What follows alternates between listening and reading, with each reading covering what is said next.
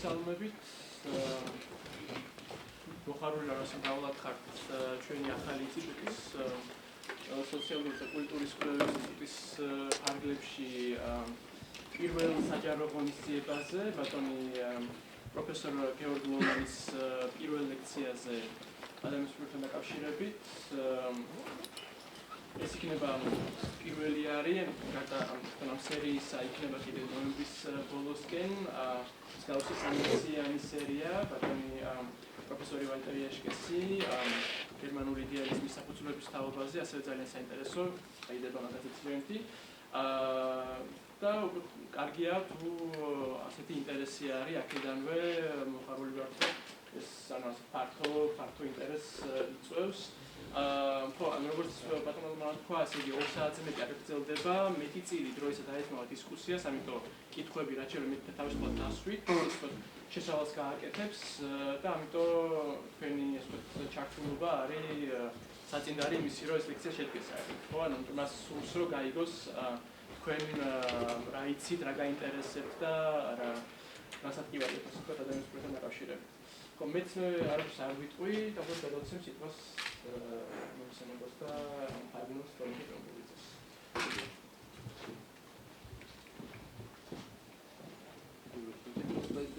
Yeah.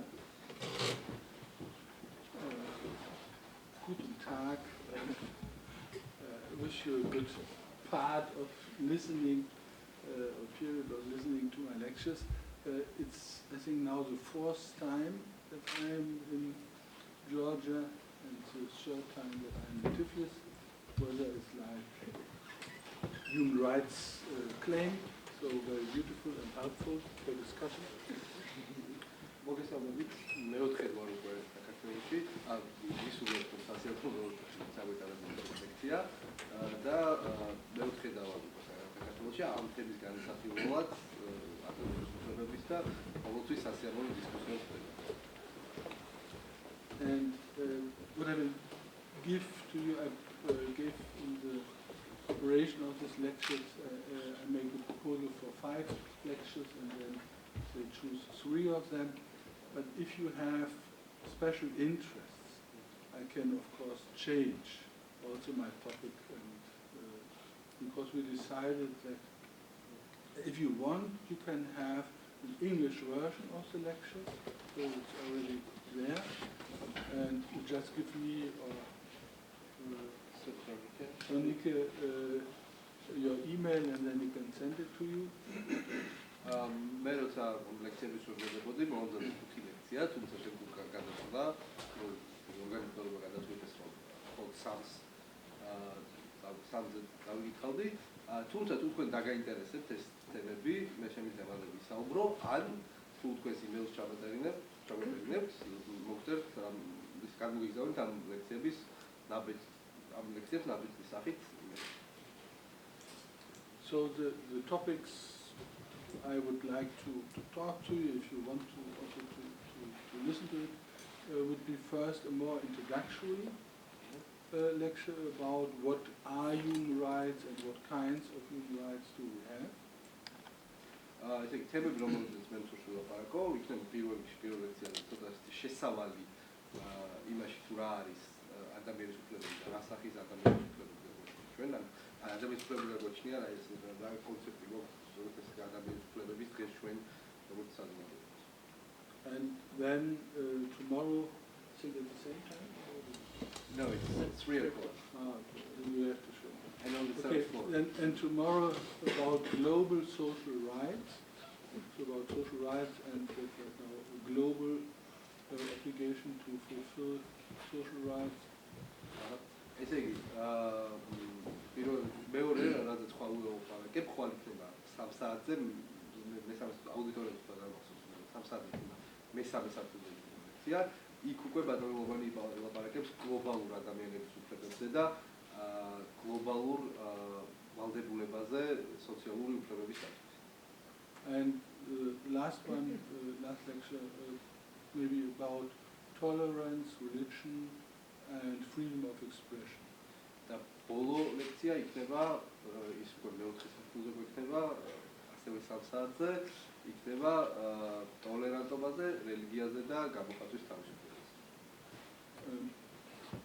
But maybe I should start just by asking you, what do you know about human rights and what are your interests in the topic of human rights? And then I can see what kind of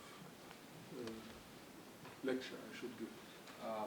მაგრამ ალბათ აჯობებს დავითხოვ იმით რომ ვკითხოთ რა იცის და რა ინტერესები გაქვთ ადამიანის უფლებებთან დაკავშირებით და შემდგომ ამისა და შემდგომ გადავწყვიტოთ თუ რა ტიპის ლექციას დავიწყოთ. არიან სურვილები? So maybe somebody can just tell me. So, I mean, you are here, the weather is better than what it will get here, so why are you here? So what are your interests? What would you like to do?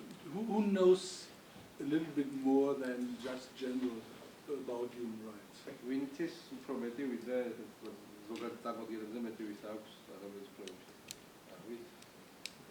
ოდნავ შეხედა ქონია ჰეგელის ამათის ფილოსოფიასთან Well, Giga claims that he has a basic understanding of Hegelian rights of law, Hegelian philosophy of rights. I think last year I gave a lecture about Hegel and his view of human rights because he's very ambitious in the end, and he starts very good. He is sometimes good in critique, but in the end he has no good theory of human rights. ესე იგი, შარშად დავიკითხე ლექცია ჰეგელისა და ადამიანის უფლებების შესახებ.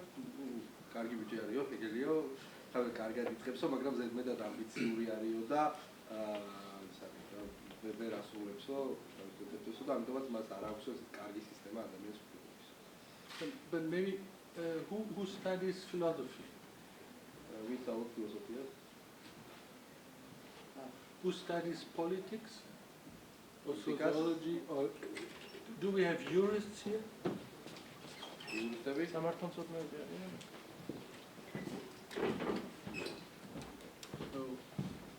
Okay. Do we have any specific interest combined with human rights? Is there somebody who says, oh, this I would really want to know, let's say, and then I can of course give a list of what might be interesting. ესე იგი, ვინმეს აქვს განსაკუთრებული ინტერესი ადამიანის უფლებებთან დაკავშირებით და რაღაც ვისით ოდნავ წაგვინდა რა ადამიანის უფლებებთან დაკავშირებით. Don't be so shy. ნუ დაირწყვინეთო.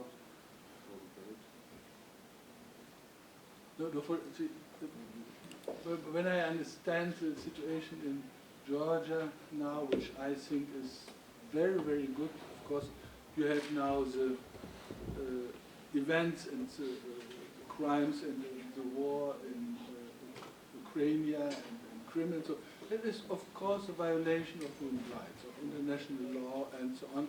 And both sides, by the way, violate human rights in their war actions and things like that. So international NGOs and others just show it and prove it.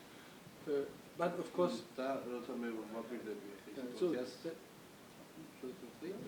და როცა მე ვაპირდები სიტუაციას, რომელიც არის საქართველოში, ის ბევრად უკეთესია, ვიდრე იმასთან შედარებით, რაც ხდება უკრაინაში. არა, ორივე მხარე არ ადამიანის უფლებებს, ნუ ყირიმშიც ხდება რა, ომის შემდეგ. ორივე მხარე აქ არგოს ადამიანის უფლებებს, თავის დაუცხადია საერთაშორისო სამართალდამცავები და საერთაშორისო ორგანიზაციები, ეჯები, ამას აჩვენებენ და ხატყოფენ ძალიან კარგად.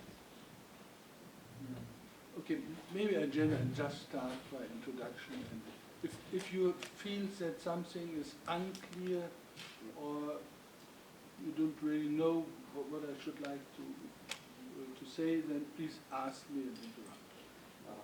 მაშინ მოდით შესავლით დავიწყეთ და თუ კი რამე თქვენთვის გაუგებარი იქნება, ან მოგეწონებათ საერთოდ მიდიჯელობა და ვერ მიყვებით მას, გთხოვთ ვითხრათ ამას. And of course, as a philosopher, you are used to listen to more complex differentiations, and I just will like to feed you in this direction.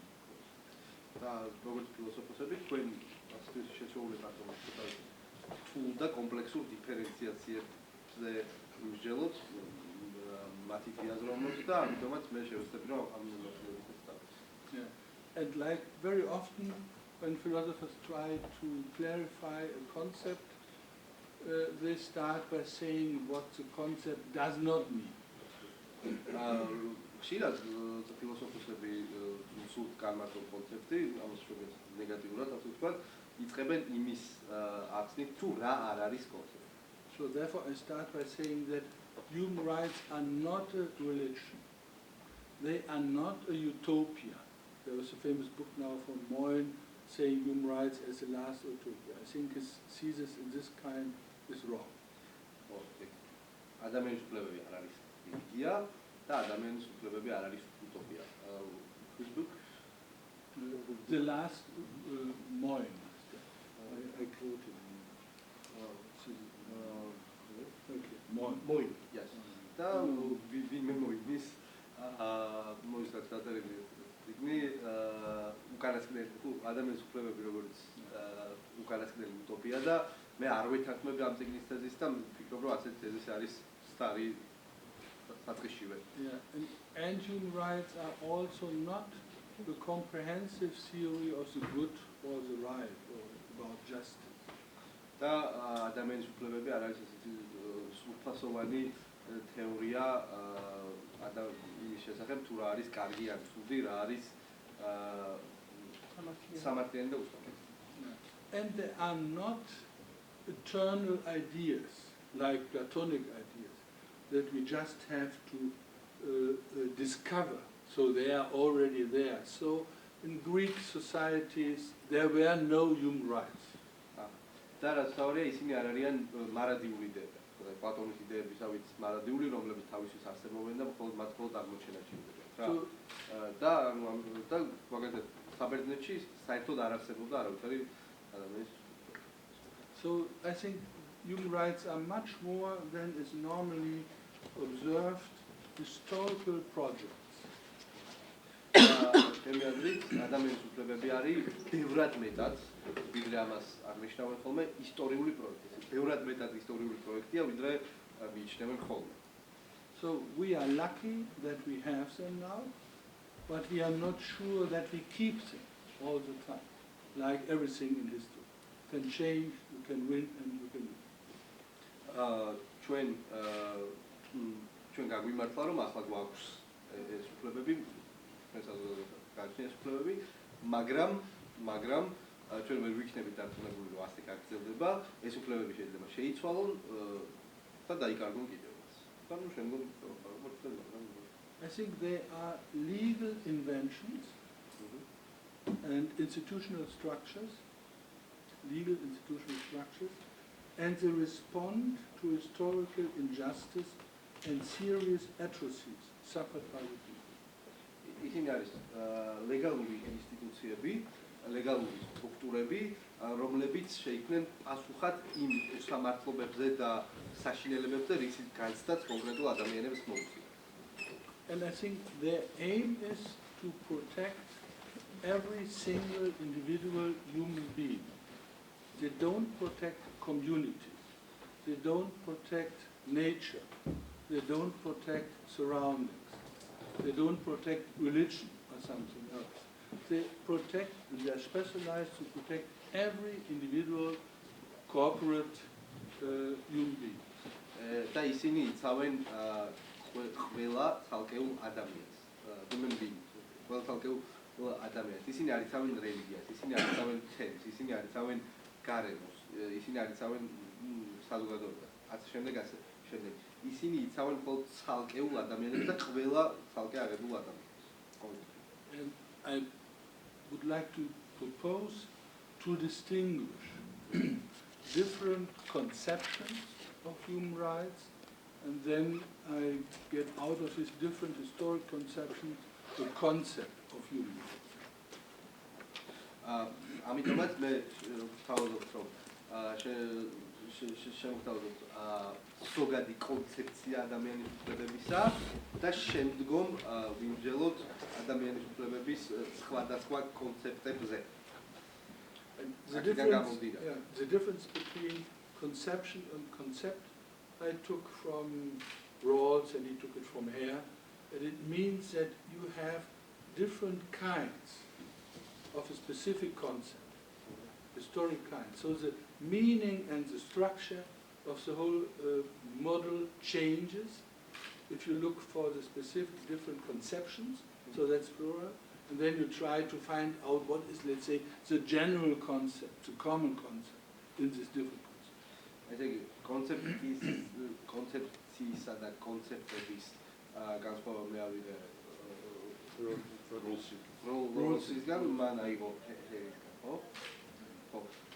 და განსხვავება იმაშია, რომ კონცეფტებს აქვს ერთმანეთისგან განსხვავებული მოდელი, განსხვავებული სტრუქტურა, მაგრამ აი შემდგომ ამისა, რაც ჩვენ ერთგვარ დიფერენციას მოვახდენთ, თუ რა არის განსხვავებული მოდელი და სტრუქტურა სხვადასხვა კონცეფტებში, ჩვენ ვცდილობთ ვიპოვოთ რაღაცა საზოგადო კონცეფცია, რომელიც საერთოა ყველა ამ კონცეფტისთვის.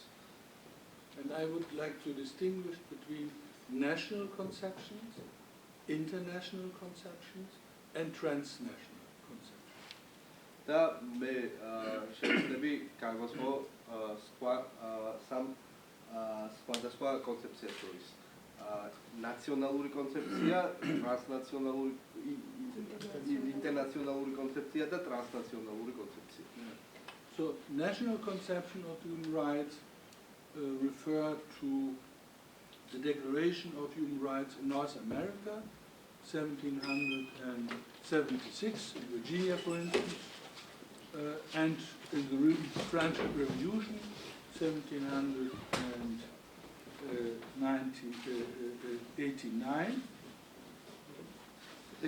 ნაციონალური კონცეფცია პირველად გამოჩნდა ამერიკის შეერთებულ შტატებში here.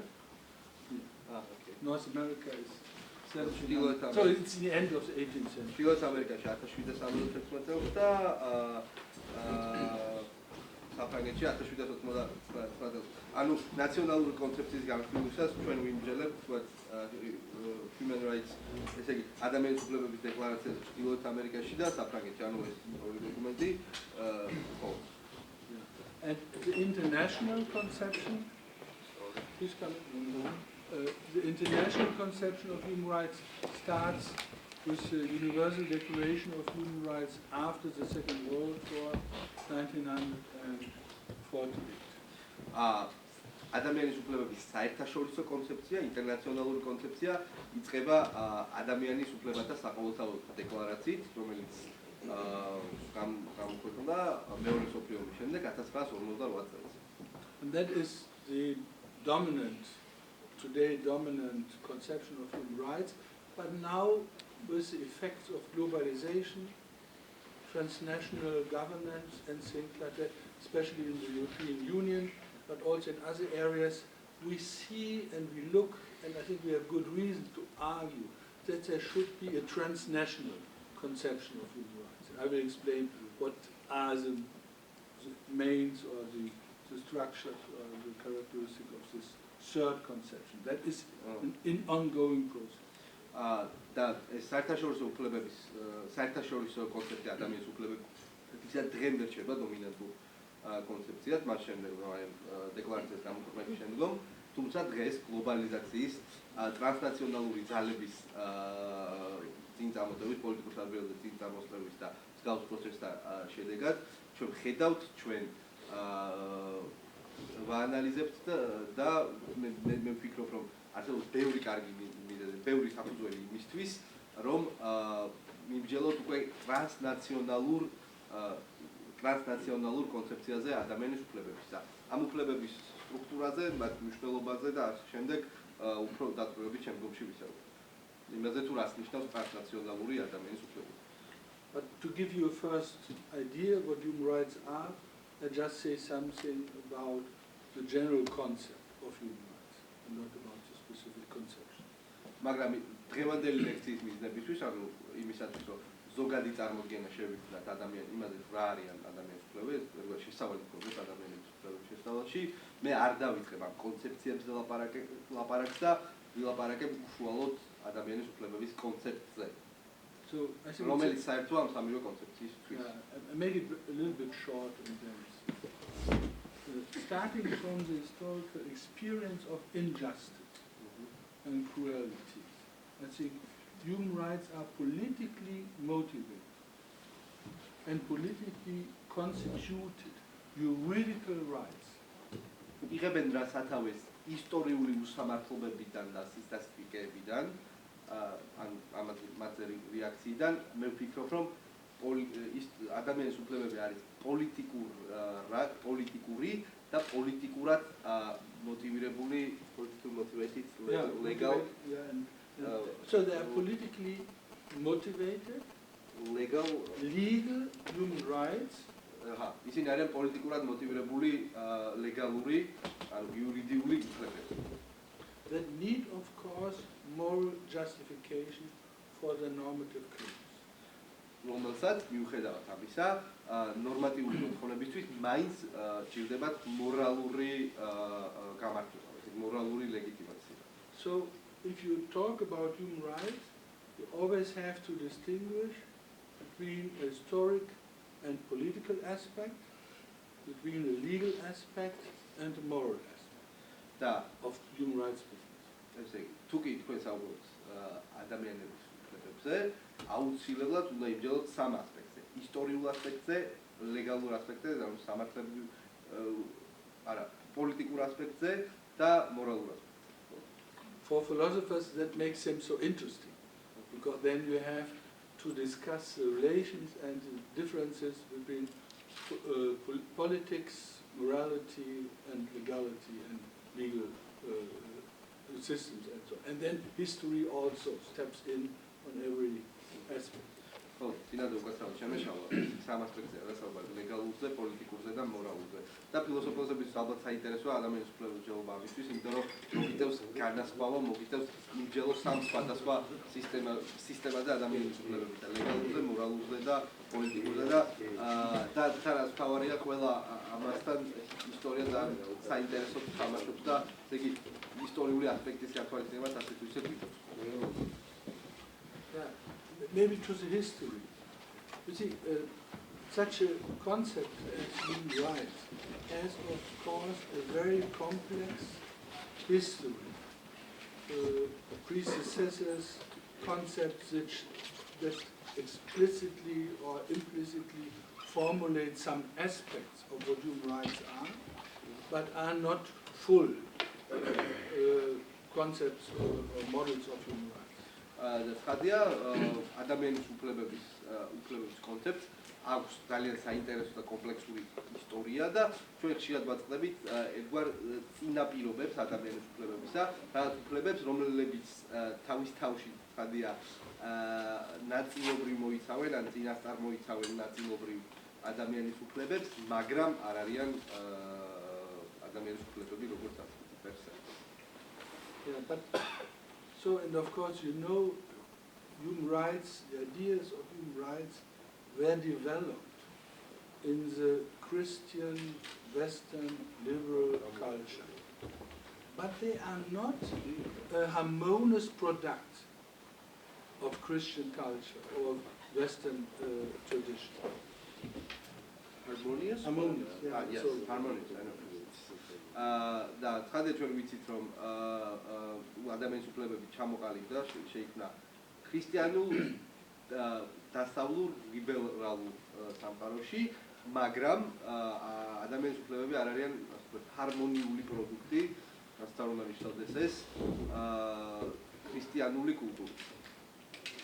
They are a result of fightings, of cultural, social, political fightings against churches, religious, families, traditions, cultures, and so on. You can put all the lists of that was dominating human beings and violates it. And they are fighting till nowadays also. So they are not, as very often is said, just a product of liberal culture. They were against Christianity.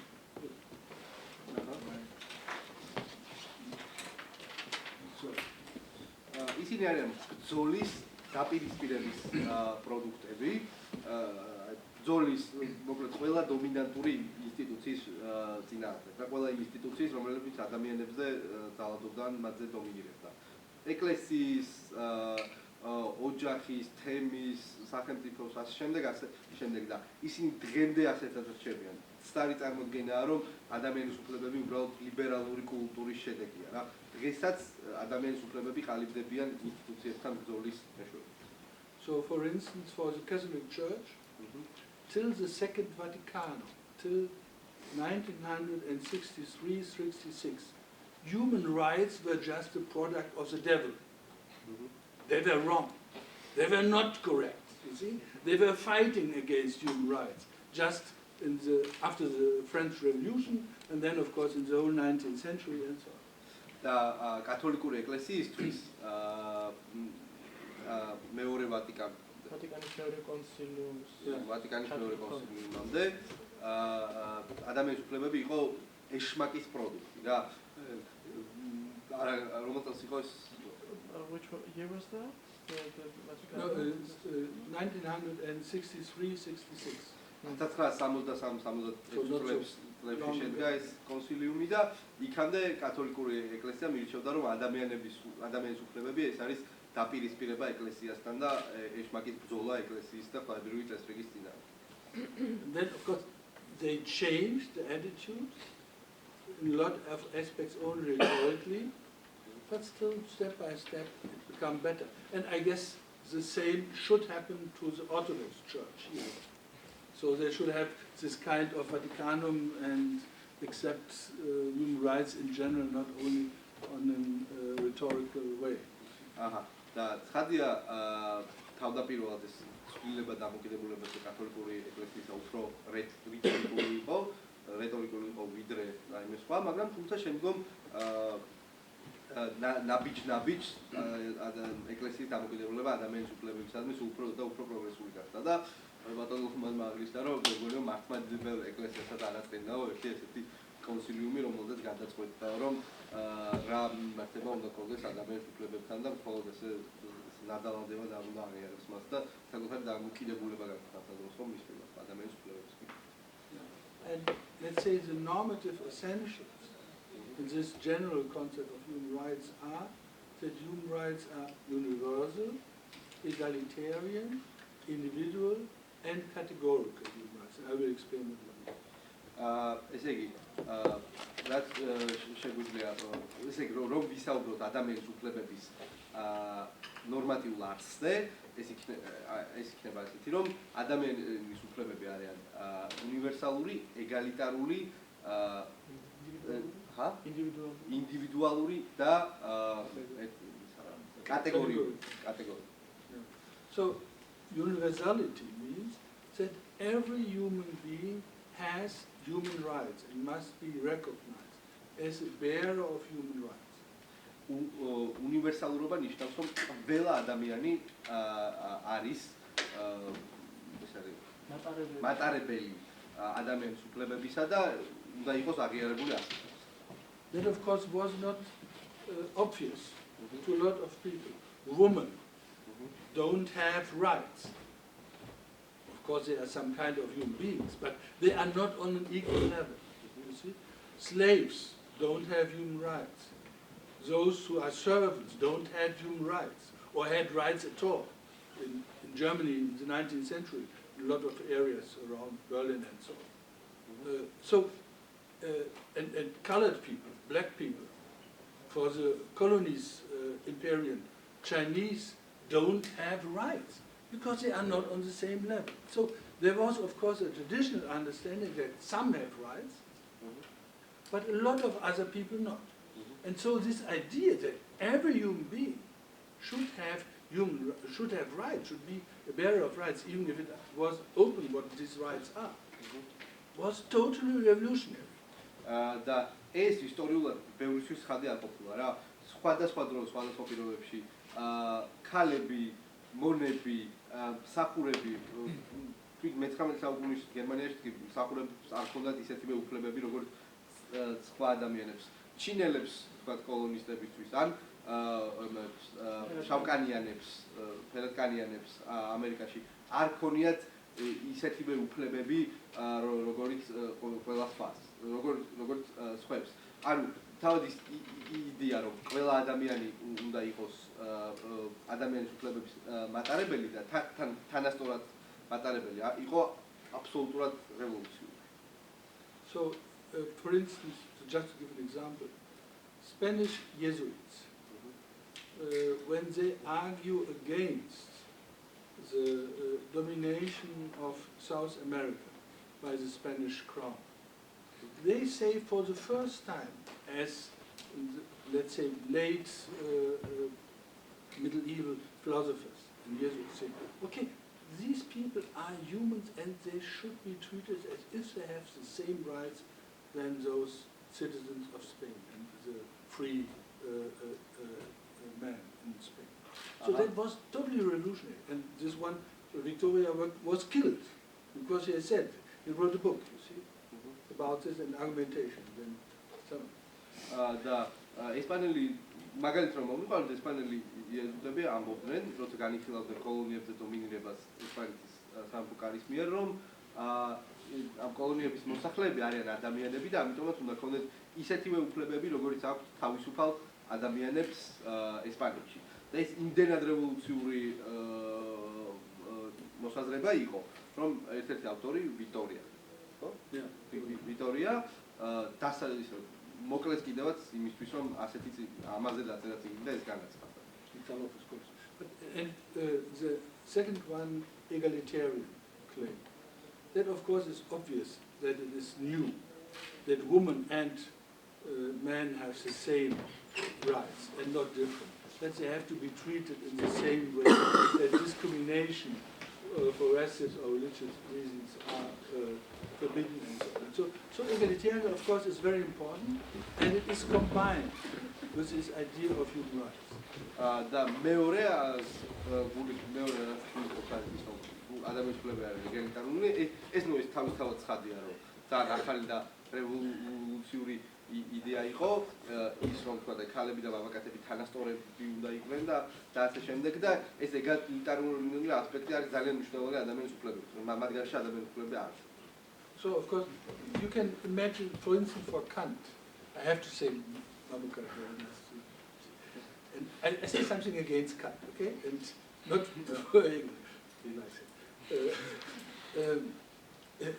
for Kant, he says, okay, every intellectual person should have rights, okay. But then he says, some businessmen are not really they're not able to own their life by their work, and therefore they don't have the equal rights. They have rights, sie sind Rechtsgenossen, they are people under the law, but they are not people, citizens, that could determine law.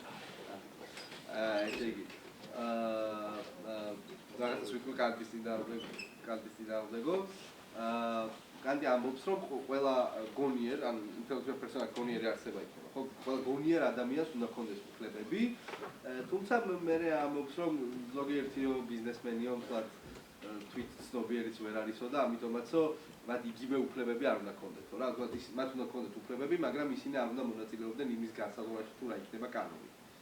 So for Kant, universality is okay, but equality not. All have rights, but not equal rights, you see. But human rights say, no, that's wrong. We have to argue that everybody should have the same rights. And if somebody has this right, the other person should have also the same list of rights. So not that professors have specific rights and students have some rights, but not all. No. If professors have human rights, everybody, even students, should have the same rights. So that is with equality. და ანუ კანტისთვის მისაღებია უფლებების უნივერსალური ასპექტი, მაგრამ არა ეგალიტარიანული. და ამაზე ადამიანის უფლებების ჩვენეული კონცეფცია კონცეფცი უარს ამბობს რა, ჩვენ ადამიანის უფლებები ამბობენ, რომ არა ყველას უნდა ქონდეს ერთი და ერთი და იგივე უფლებები რა. ყველას უნდა ქონდეს უფლებები უნივერსალურად და ყველას უნდა ქონდეს ერთი და იგივე უფლებები. მაგრამ პროფესორს თუ აქვს რაღაცა უფლებების სია, იგივე უფლებები უნდა ქონდეს სტუდენტსაც და არაფრით არ შეიძლება რომ ერთ ადამიანს მეორისგან განსხვავებული უფლებები ჰქონდეს. The next two characteristics, individuality and categorical, they are in a nearer relation to each other. შემდგომი ორი კატეგორია, ინდივიდუალურობა და კატეგორიულობა, ძალიან ახლო ურთიერთობაშია ერთმანეთთან. Because first, I would say the bearer of human rights is an individual person. That means he has only one body, one corporate body, one kind of historically developed identity of his personality, and that's it.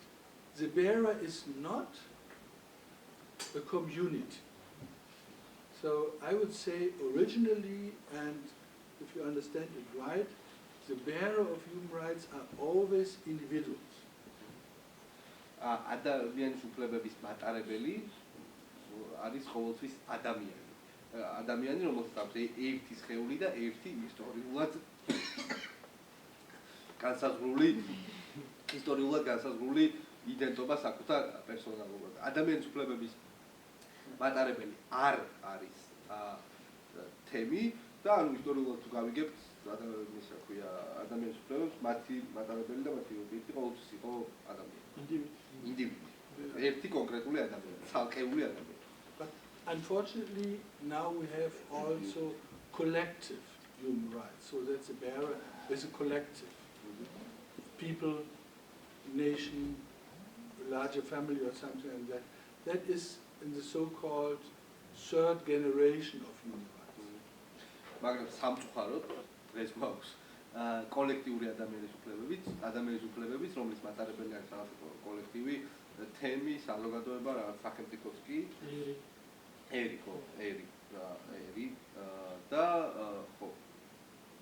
And these rights are rights for self-determination, for a proper environment, for instance, for some kind of health, not really clear, and of course for cultural self-determination. ესე იგი, ეს უფლებები არის ერის თვითგამორკვევის, შესაფერი და ჯანსაღი გარემოს, რაღაც ტიპის ჯანმრთელობაზე არის საუბარი, მაგრამ ეს კიდევ კარგად გარკვეული არ არის და მეოთხე არის ეს არის კულტურული თვითგანსაზღვრის, რა, თვითდადგინების. And rights for development. These rights were declared in the anti-colonial fightings in the 50s, 60s of the last century. რაც ეხება თვითგამორკვევის უფლებას, ერის თვითგამორკვევის უფლებას, ეს უფლებები წარმოიშვა ანტიკოლონიური ბრძოლების დროს 60-70-იან წლებში.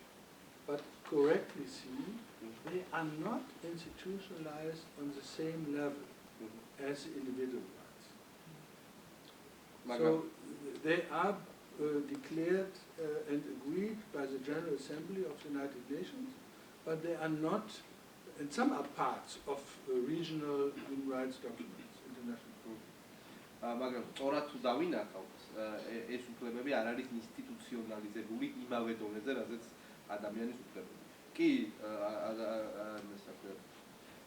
საერთაშორისო ასამბლეის დოკუმენტებში ადამიანის უფლებების შესახებ ისინი არის ნახსენები, ზოგიერთ რეგიონალურ დოკუმენტში არიან ისინი ნახსენები, მაგრამ So there's a discussion now, what shall we do with this kind of third generation rights?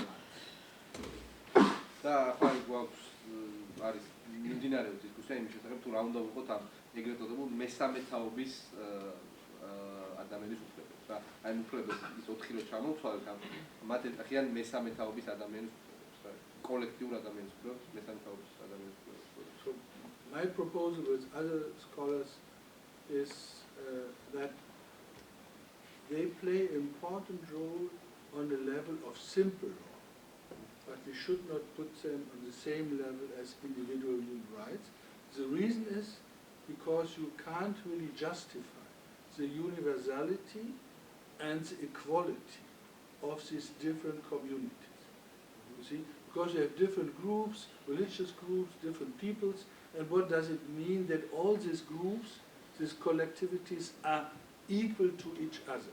You see, a lot of families, so they're very complicated. So I think you can't really give a good, severe justification for the claim of universality and equality. And therefore one has to say they are politically very important rights, but on a different level. და ჩემი შემოთავაზება არის ასეთი და სხვა კვლევარებისაც, რომ ჩავთვალოთ ეს ასე მივიჩნიოთ, რომ ისინი ძალიან მნიშვნელოვანი არიან როგორც კანონები, მაგრამ ისინი არ უნდა ავიყვანოთ იმ დონეზე, რომელზეც არის აყვანილი ადამიანის უფლებები, იმიტომ რომ ძალიან რთულია გამართლება, ან ესე ვთქვათ, ლეგიტიმაცია ამ უფლებების უნივერსალურობისა და ეგალიტარიანობისათვის, იმიტომ რომ ჩვენ საქმე გვაქვს კომპლექსურ საზოგადოებებთან, განსხვავებულ თემებთან და გაგვიჭირდება იმის დამტკიცება, გაგვიჭირდება იმის გამართლება, რომ მათ უნდა ქონდეთ ერთი და იგივე და უნივერსალური უფლებები, რა ვთქვათ, აი მე ესეთ მაგალითს მომიფიქრა, რომ აი აფხაზების და ბასკების თვით გამორკვევას, აფხაზებს და ბასკებს ან აფხაზებს და შოტლანდიელებს რომ ერთი და იგივე უფლება აქვს თვით გამორკვევისა, ამის გაუნივერსალურება ძალიან გაგვიჭირდება და გაეგალიტარულება რა. ხო, და ამიტომაც ჩემი აზრით ისინი მნიშვნელოვანი არიან როგორც პოლიტიკური უფლებები, ისინი უნდა შევინახოთ, მაგრამ არავითარ შემთხვევაში არ უნდა გავუიგივოთ ან ავიყვანოთ იმავე დონეზე, რა დონეზეც არიან ადამიანის უფლებები. And I can come to the same conclusion by explaining what is the meaning of category. და ამავე დასკვნამდე, რომ ესე უნდა მოვიქცეთ ესე იგი კოლექტიურ ადამიანის უფლებებს, არის მივალთ იმ დასკვნამდე, თუ განმარტავთ მეოთხე ასპექტს ადამიანის უფლებებისა კატეგორიულობას. Categorical means that if something is a human being, falls under the category, under the concept of human being, then by this it is enough to recognize it as a bearer of human rights. კატეგორიულობა გულისხმობს იმას, რომ თუ ვინმე მიეკუთვნება კატეგორიას ინდივიდუალისა, ანუ თუ ვიღაც არის ინდივიდუალი, არ ამ კატეგორიას მიეკუთვნება, ადამიანის უფლებების მატარებლის კატეგორიას თუ ვინმე მიეკუთვნება, ეს არის საკმარისი საფუძველი იმისთვის, რომ ის გახდეს ადამიანის უფლებების მატარებელი. და ის აუცილებლად უნდა გახდეს რა, არ მხოლოდ საკმარისი საფუძველია, მაგრამ ამის გამო უნდა გახდეს ადამიანის უფლებების მატარებელი. And of course, it is unclear what is the meaning of a human being. What is the meaning of human in this context? But I will say later to this something. და ამ კონტექსტში ცოტა გაუგებარია რა არის ადამიანი და ადამიანური არსება რა არის ადამიანი. მაგრამ ამაზე შემდგომ ვისაუბრებ ის განმავლობაში. But it is clear what is excluded by this claim. მაგრამ ცხადი ხდება რა არის გამოყოფილი, რა არის ესე იგი ხო გამორიცხული ადამიანის ცნებიდან. Somebody does not have to be a member of a community, of a club, of the good people, of a moral good people, and so on, or a religious member of a religious community to have human rights. ვიღაცა არ არის ვალდებული, ან ვიღაც წინაპირობა არ არის ის, რომ ვიღაც არამე თემის, მორალურად კარგი ადამიანების გაერთიანების, რელიგიური საზოგადოების ან რელიგიური თემის ნაწილი იყოს, იმისთვის რომ გახდეს, რომ ამ კატეგორიაში მოთავსდეს და გახდეს ადამიანის უფლებების მატარებელი. And especially one does not have to be a citizen of a state or of somebody, let's say another legal system. You does not see, because traditionally the bearers of rights were already citizens. And this now is the way. This okay. და რაც თავარია, არ არის საჭირო რომ მავანი იყოს მოქალაქე რაიმე სახელმწიფოსი ან ლეგალური სისტემის იმისათვის რომ გახდეს ადამიანის უფლების მატარებელი. და ეს მნიშვნელოვანია იმიტომ რომ ისტორიულად ისინი ვისაც უფლებები ჰქონდა ხოლმე, თქო ხაბერებში ან სხვაგან, უკვე იყვნენ მოქალაქეები რაიმე პოლიტიკური ერთობის. So therefore Hannah Arendt was criticizing human rights. She said when the German Nazis exclude the Jewish people from the German citizenship, they were reduced to their pure biological human beings. They were nothing, they were naked, literally naked. And by this, there was no one who recognized them as bearers of rights. They were just treated as things, even not as animals. და ამიტომაც ჰანა არენტი ადამიანის უფლებების კრიტიკის სამოძალიან რამეს რომ თორსა გერმანელებმა ჩამოართვეს ებრაელებს მოქალაქეობა, ამით ისინი დაიყვანეს უბრალო ბიოლოგიურ არსებობამდე ადამიანის. მათ არ გააჩნდათ არაფერი უფლებები და იყვნენ შიშველი როგორც პირდაპირ ისე გადატანითი მნიშვნელობით. And so one has to understand how strong this claim is, that you have been recognized as a bearer of rights just because you are categorically something that falls under the category human being. And that does not mean that you have by nature human rights. There are no natural properties in ourselves that found or give reasons that we are bearers of rights. Rights are an artificial social construction and not a natural thing. ამიტომაც ძალიან მნიშვნელოვანია გავიგოთ, რამდენად ძლიერია და რამდენად მნიშვნელოვანია ეს კატეგორიულობა, ეს კატეგორიული ასპექტი ადამიანის უფლებებისა. ადამიანის თავისი არსებობით, თავისი იმით რომ ის ბუნებრივად არის ადამიანი ხდება ადამიანის უფლებების მატარებელი, მაგრამ არავითარ შემთხვევაში არ უნდა აგვერიოს ეს იმაში, რომ ადამიანის უფლებები გვერდოდა ჩვენ ბუნებით. ჩვენს ბუნებაში არ არის არაფერი ისეთი თვისება უნარი, რაც აფუძნებს ადამიანის უფლებებს, რაც თავისთავად შიგნიდან გვანიჭებს ადამიანის უფლებებს. ადამიანის უფლებები არის სოციალურად კონსტრუირებული პროექტი. And this of course makes a lot of my colleagues nervous, because they think if this is right, human rights are relative. They depend on a community of somebody else who says, okay, I'm so nice and recognize you as a bearer of rights because you are a human being. So it seems there is no strong absolute reason to be a bearer of human rights. მაგრამ ეს ძალიან დიდ პრობლემას უქმნის და შემაშფოთებელია ბევრი ჩემი კოლეგისთვის, იმიტომ რომ ისე გამოდის, რომ ადამიანის უფლებები არის რელატიული. ისინი დამოკიდებულია თემზე, საზოგადოებაზე, ასე შემდეგ.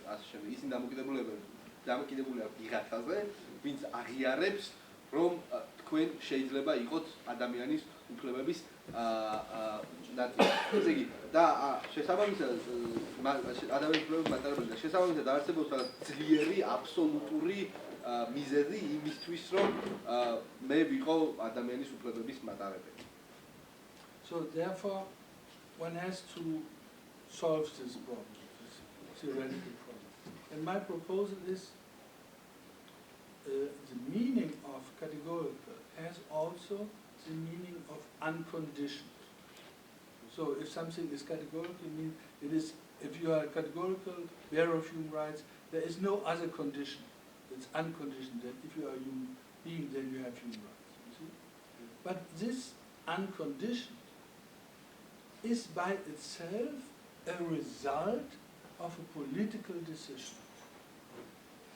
So the states after the Second World War, they decided that they from now on will treat every human being as if it has, just because it is a human being, human rights.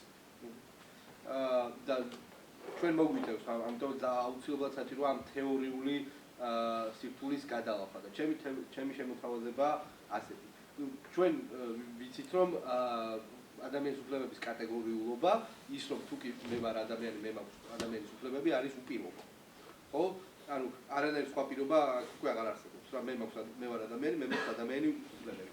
მაგრამ ჩვენ შეგვიძლია გავიაზროთ და დავასკვნათ რომ თავად ეს უპირობობა არის პოლიტიკური გადაწყვეტილების ნაწილი. პოლიტიკური გადაწყვეტილების ნაწილი.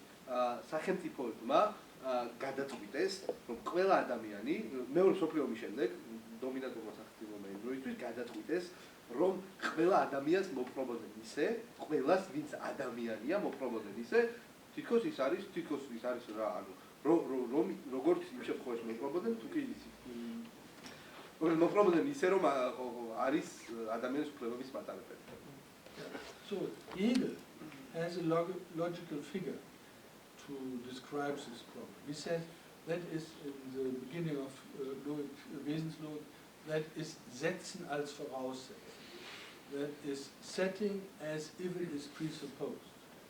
One could say that is a conditional setting of something as unconditional. You see?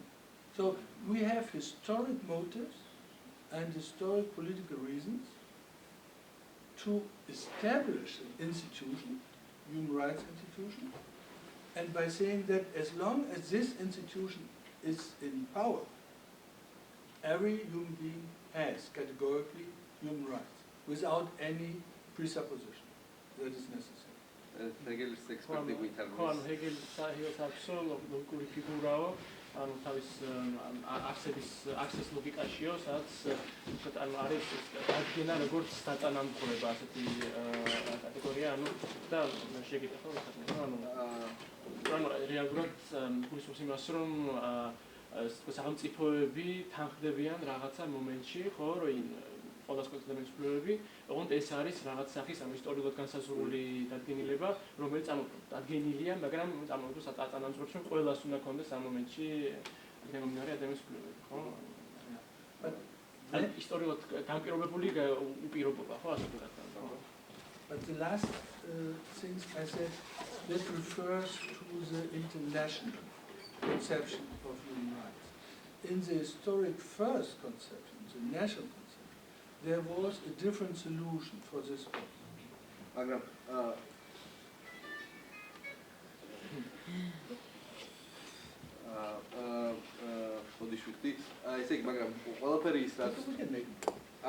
I'm sorry. I just forgot trying to tell. ყველაფერი ის რაც ბოლოს თქვი ეხება ადამიანის უფლებების საერთაშორისო კონცეფციას.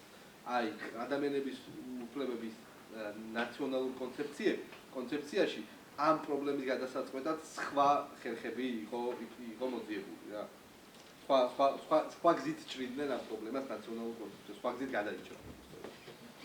I will shorten now a little bit for the time. But შევამოკლებ. Yeah, and say in the end of the 18th century, the English and the French, a little bit different kind, they were using national law theories to explain why every human being should be accepted or recognized as a bearer of natural rights. They don't have the term human rights, they say natural rights. Aha, და მე-18 საუკუნის დასაწყისში ინგლისში. ამის შესახებ ალბათ ბევრმა ჩვენ განმაიცეს, ხო? ლოკზე და ასე შემდეგ, თომას ჰობსზე და ასე შემდეგ. ბუნებით უფლებები. შტატში პროგრამა ბუნებით. ხო და აქ ისინი იყენებდნენ ბუნებითი უფლებების, ბუნებრივი უფლებების ცნებას იმისათვის, რომ განემარტათ, რატომ უნდა ქონოდა ყოველ ადამიანს რაღაცა საბაზისო ადამიანის უფლებები. ანუ ამ ადამიანის უფლებებს ასწავლეთ ახით ჩვენ მაშინ. მაგდროს ეთქვა ბუნებითი უფლებები და იგულისხმებოდა, რომ ისინი ბუნებისგან ებოძებიან თითოეულ ადამიანს. So in Locke, John Locke for instance, and different so because it's not natural law, it's a theory of reason of law.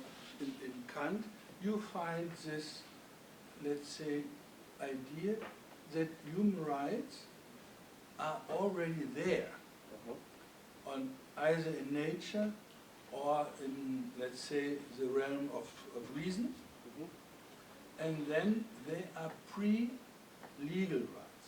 They are just moral rights or natural rights, and then the states just have to take over the natural rights. კანტა ჩვენ ვაწყდებით ასე იდეას, რომ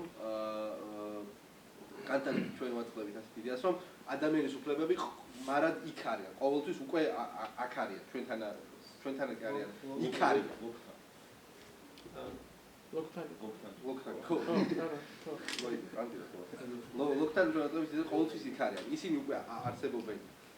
Altro cantanari gонიერებაზე დაფუძნებული უფლებები და ლოგთანაც უფლებითი ის არის პროფიტი ახსენა. ანუ ხო ლოქსესაო. ყოველთვის იქ არიან და ისინი უკვე არსებობენ ან იმაში რა ქვია ბუნებაში ან გონების სივრცეში, ესე გონების არეალში და ისინი ესე იგი პრელეგალური უფლებები არის, ლეგალურობას წინ უსწრებენ ეს უფლებები და სახელმწიფო უბრალოდ უნდა მივიდეს და ესე იგი შეითვისოს ეს უფლებები და განახორციელოს. So in the national concept in North America and in France, we have a tension between the understanding of human rights. National კონცეფციებში საფრანგეთისა და ამერიკის ნაციონალურ კონცეფციებში ჩვენ გვაქვს ერთგვარი დაპირისპირება, ერთგვარი სირთულე ადამიანის უფლებების გაგებაში. I don't go into the details. დეტალებს არ შევეხები. Just saying the principal structure. პრინციპულ სტრუქტურაზე ვისაუბრებ. So on the one side, let's say from a moral philosophical point of view, human rights are natural rights, justified either by natural law theories or by theories of Vernunft, of reason of law. And on the other side, they are declared in a constitutional act of founding a new democracy.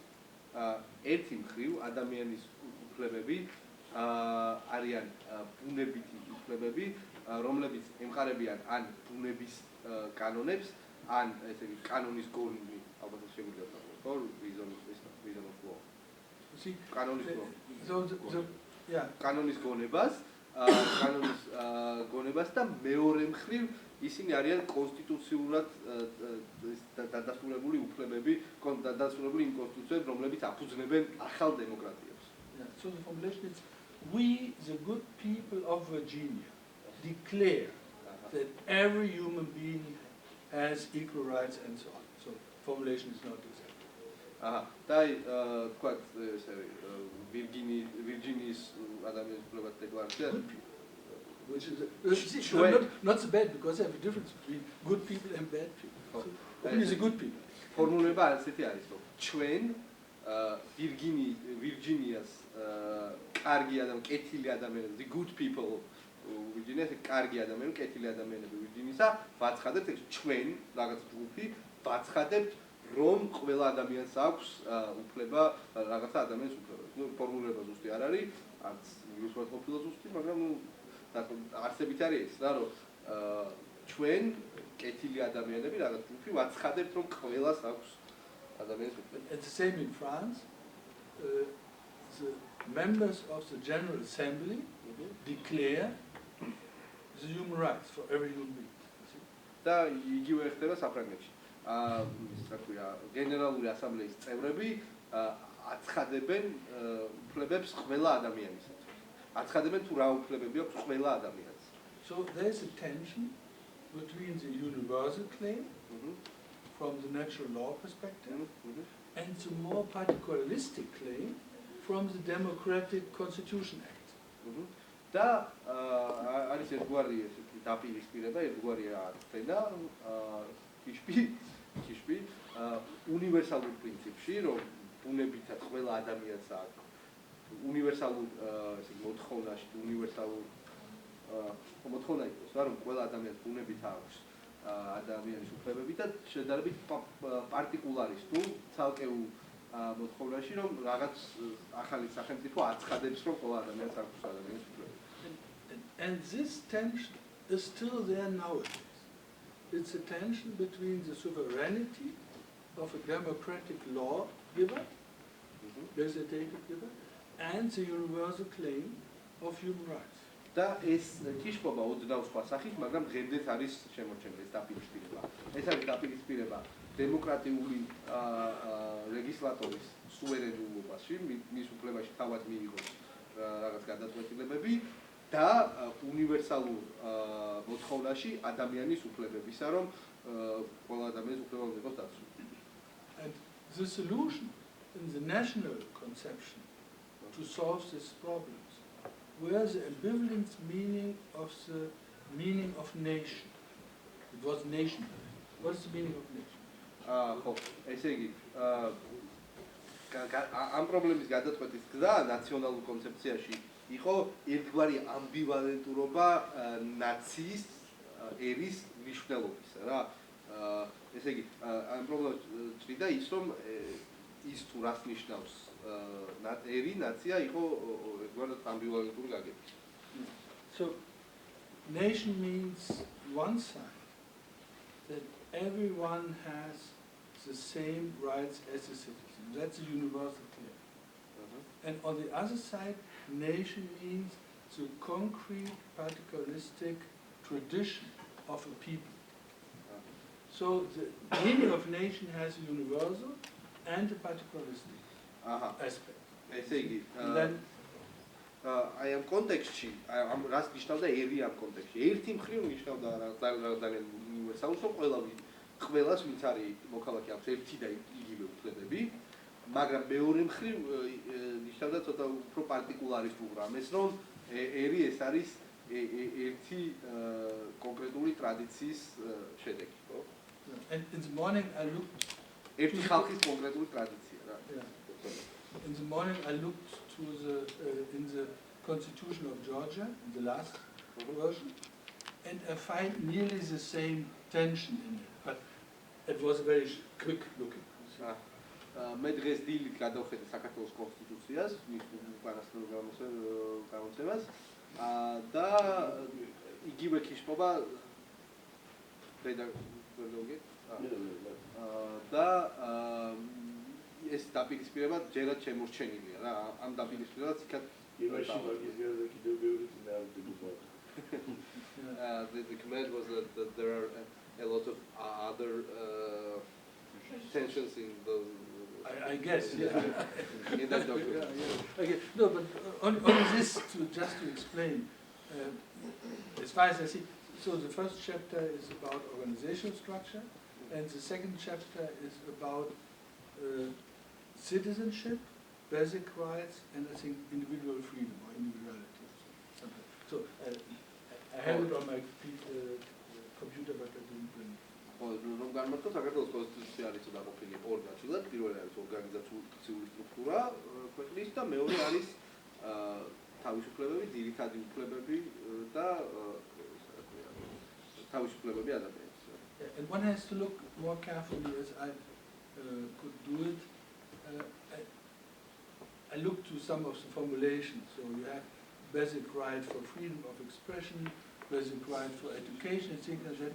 But very often, the bearer of the basic rights is a citizen of Georgia, not every human being. And you have the same difference in the German constitution.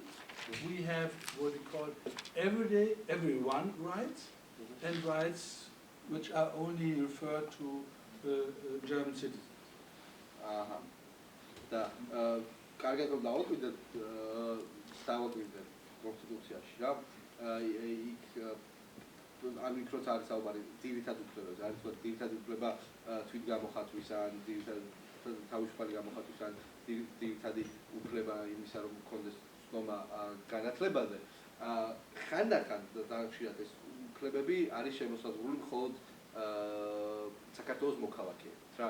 ანუ თქვა კი არის თქვა ყველა ადამიანის ძირითადი უფლება რომ გქონდეს ცნობა განათლებაზე. არამედ მხოლოდ საქართველოს მოქალაქის ძირითადი უფლება და გავსი განსხვავება გვაქვს გერმანულ კონსტიტუციაში. არის რაღაც უფლებები, რაც არის უნივერსალური და ყველა ადამიანს მიემართება და არის რაღაც უფლებები, რომლებიც მხოლოდ გერმანიის მოქალაქეს მიემართება გერმანიის კონსტიტუციაში. Maybe I just leave it to this point, and maybe I should say two only very abstract remarks to the international conception and then what I mean by transnational. და მოდით ამ საკითხის განხილვას ჯერჯერობით აქ დავტოვებთ და შევთავაზებთ ასე ვთქვათ აბსტრაქტულ შენიშვნას იმის თაობაზე თუ რა არის და რა განსხვავება საერთაშორისო კონცეპტს ადამიანის უფლებებისა და ტრანსნაციონალურ კონცეპტს ადამიანის უფლებებს. აი მოშორის ამ ორზე გავაკეთებთ კომენტარებს და შეცდომებს.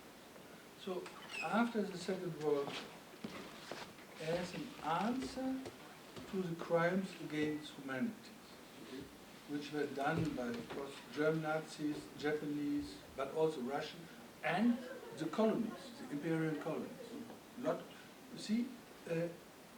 We have a very lucky historic situation where the representative of already constituted states, a lot of the states were not democracies. They were just sovereign states, you see, that they agree to declare Universal Declaration of Human Rights. So, and by this, okay. და ესე იგი მეორე მსოფლიო ომის შემდეგ იმ საშინელებების პასუხად რაც ჩაიდინეს ამ ომის განმავლობაში ცხადია გერმანელმა ნაციებმა, იტალიელმა ფაშისტებმა, იაპონელმა ფაშისტებმა და ასევე რუსებმაც არ დავივიწყოთ და ასევე იმპერიალურმა კოლონისტებმა შეიქმნა ერთგვარად ასეთი იღბლიანი სიტუაცია, რომ უამრავი სახელმწიფო, რომელთა დიდი ნაწილი სხვათა შორის არ იყო დემოკრატიული სახელმწიფო, უბრალოდ სუვერენული სახელმწიფო იყო, აი ყველა ეს სახელმწიფო რაღაცნაირად შეთანხმდა იმაზე, რომ მიეღო დეკლარაცია ადამიანის უფლებების შესახებ. შეიქმნა რაღაც ეს საზოგადო და უნივერსალური კონცეფცია ადამიანის უფლებების. So the Universal Declaration of Human Rights from 1948 was not an international legal binding document. It was just a proposal, a project, a rhetoric idea. ადამიანის უფლებების დეკლარაცია 1948 წელს თავდაპირველი ადამიანის უფლებების საყოველთაო დეკლარაცია არ იყო ლეგალურად დამავალდებულებელი, ესე იგი ლეგალური ძალის მქონე დოკუმენტი. ის იყო უბრალოდ შემოთავაზება, ესე იგი რიტორიკული ტირადადება, შემოთავაზება იყო რა, პროექტი იყო მხოლოდ და მხოლოდ. It was an expression of goodwill, but it became an international legal binding document by the international treaties of political and liberal rights and of social, economic and cultural rights in 1966. And then 74, a lot of this number of states that ratified it, so it became legally binding.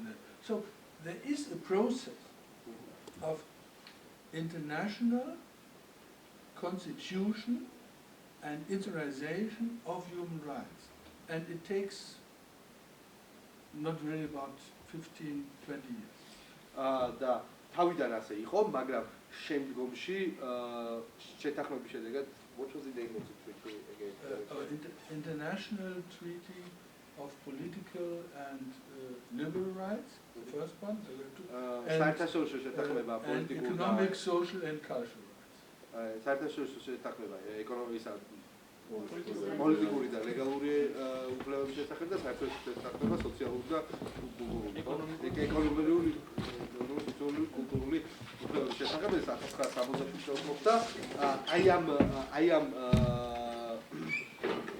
აი ამ შეთანხმებების შედეგად ეს ადამიანის უფლებები, რომელიც უბრალოდ შემოთავაზება და პროექტი იყო, ნელ-ნელა იქცა ლეგალურ დოკუმენტად, ლეგალურად დამავალდებულებელ დოკუმენტად და 1974 წლისთვის ყველა ვისაც რატიფიცირებული ჰქონდა ადამიანის უფლებების საყოველთაო დეკლარაცია, ყველა ამ სახელმწიფოსთვის ადამიანის უფლებების საყოველთაო დეკლარაცია გახდა ლეგალურად დამავალდებულებელი დოკუმენტი და იურიდიულად დამოუკიდებელი დოკუმენტი ყველა ამ სახელმწიფოში. ანუ ჩვენ გვაქვს რაღაცა პროცესი, ის რა ქვია, ადამიანის უფლებების საერთაშორისო კონცეფციის ჯერ პროექტის სახით მოცემის და შემდგომ ნელ-ნელა ინსტიტუციონალიზების და ამ პროცესმა გასტანა 48-დან 77-79 წლამდე. 15-20 წელიწადში. So I would say 3 points are important now. სამი რამ არის მნიშვნელობა? სამი ძირითადი თეზისი არის მნიშვნელობა. First, the character of traditional international law changed, because now the traditional sovereignty of a state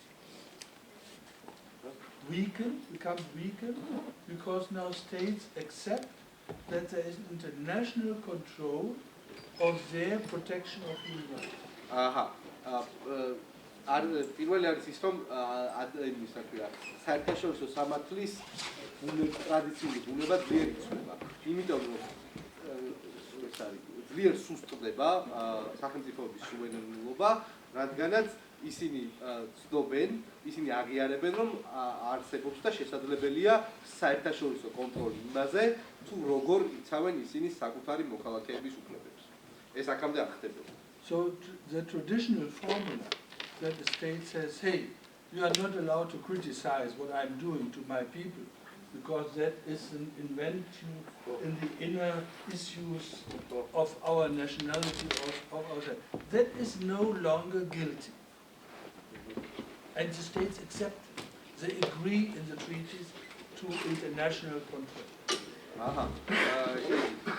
თუკი აქამდე სახელმწიფოს დამოკიდებულება იყო ასეთი, რომ არავის არ აქვს უფლება გააკრიტიკოს ის თუ როგორ ვექცევი მე ჩემს მოქალაქეებს, იმიტომ რომ ეს მხოლოდ ჩემი საქმეა და ამ ჩემი კრიტიკება ამის გამო იქნებოდა უხეში ჩარევა ჩემს შიდა საქმეებში. ახლა სახელმწიფოები თავად აღიარებენ, რომ თავად აწერენ ხელს შეთანხმებებს, რომელიც აი ამ დამოკიდებულებას აუქმებს. ისინი აღიარებენ, რომ სხვა სახელმწიფოების საქმეც არის თუ როგორ ექცევიან ისინი თავიანთ მოქალაქეებს და როგორ იცავენ მათ უფლებებს. Second point, for the first time the concept of dignity plays now an important role in the justification and understanding what human rights are. In the national conception, dignity was not mentioned, doesn't play any implicit or explicit role.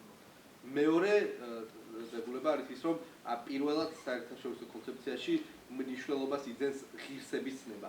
ნაციონალურ კონცეფციაში ჩვენ არ ხვდებით არანაირ მიმართებას მასზე, ის არ თამაშობს არანაირ როლს იმის განსაზღვრავში, თუ რა არის ან როგორია და ასე შემდეგ ადამიანის უფლებები. აი საერთაშორისო კონცეფციაში ის უკვე ძალიან მნიშვნელოვან ადგილს იჭერს და ერთ-ერთი გამსაზღვრელია ადამიანის უფლებების, ბუნების და რაობის.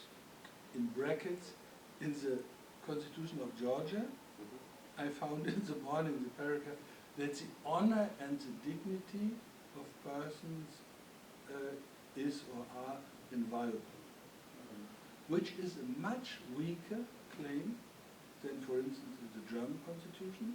The dignity of every human being is untouchable. Untouchable is stronger than inviolable. You see, I touch you, but I don't violate you. So I of course violate his dignity in the Georgian sense, but I don't. I violate his dignity in the German sense, but I don't violate his dignity because you are not reading and things like that. Professor Loman, I cannot translate this, but because the exact words in Georgian Constitution is "ხელშეუხებელი," which literally means untouchable. Oh, okay. Well, good. Okay, maybe that was a German influence. But the English translation was the focus in English. So that's okay. And just I'll translate. ესე იგი ბატონი ლომანი შეეცადა რომ დაემცირებინა ჩვენი კონსტიტუცია და ეთქვა რომ მაშინ მოცემული დებულება ადამიანის ღირსებისა და სიამაყის შესახებ თუ სიამაყე არ არის ღირსება ღირსება და პატივი თქვენთან წერია რომ არის იმის ესე იგი რა როგორი იქნება ან ხელშეუხებელი. არა, ჩვენთან იყო შეურყვნელი თუ რაღაცა ძალადობა რაზეც არ შეიძლება, რა არის დარღვევაც არ შეიძლება და ჩვენთან რო გერმანულ კონსტიტუციაში უფრო მაგრად არისო, რომ ხელშეუხებელი არისო საერთოდ პიროვნების ღირსება. მაგრამ ჩვენს კონსტიტუციაში პირდაპირ ხელშეუხებელი წერია და არა თვით სუსტი რა არის. თავიდან მაგ გადმოწერილი პირდაპირ გერმანულ კონსტიტუციაზე. But as far as I know, Georgian constitution is a copy of the German one. Yeah, not really. I heard that, or I know that some of the German colleagues were also involved, but of course it's not a copy. It's not made like the Japanese get a constitution after the Second World War. That was just a copy of what Actually, it was copied. Yes? I was part of the... But then you put honor. We just Okay, so maybe you can tell me about this, because that's very interesting. The constitution making process are very, very interesting. Although მოკლედ ყველა ვამაკეთ საფრანგ კონსტიტუციაში ყოფილა რომ გადმოწერილი ყოფილა ჩვენი კონსტიტუცია გერმანული კონსტიტუცია.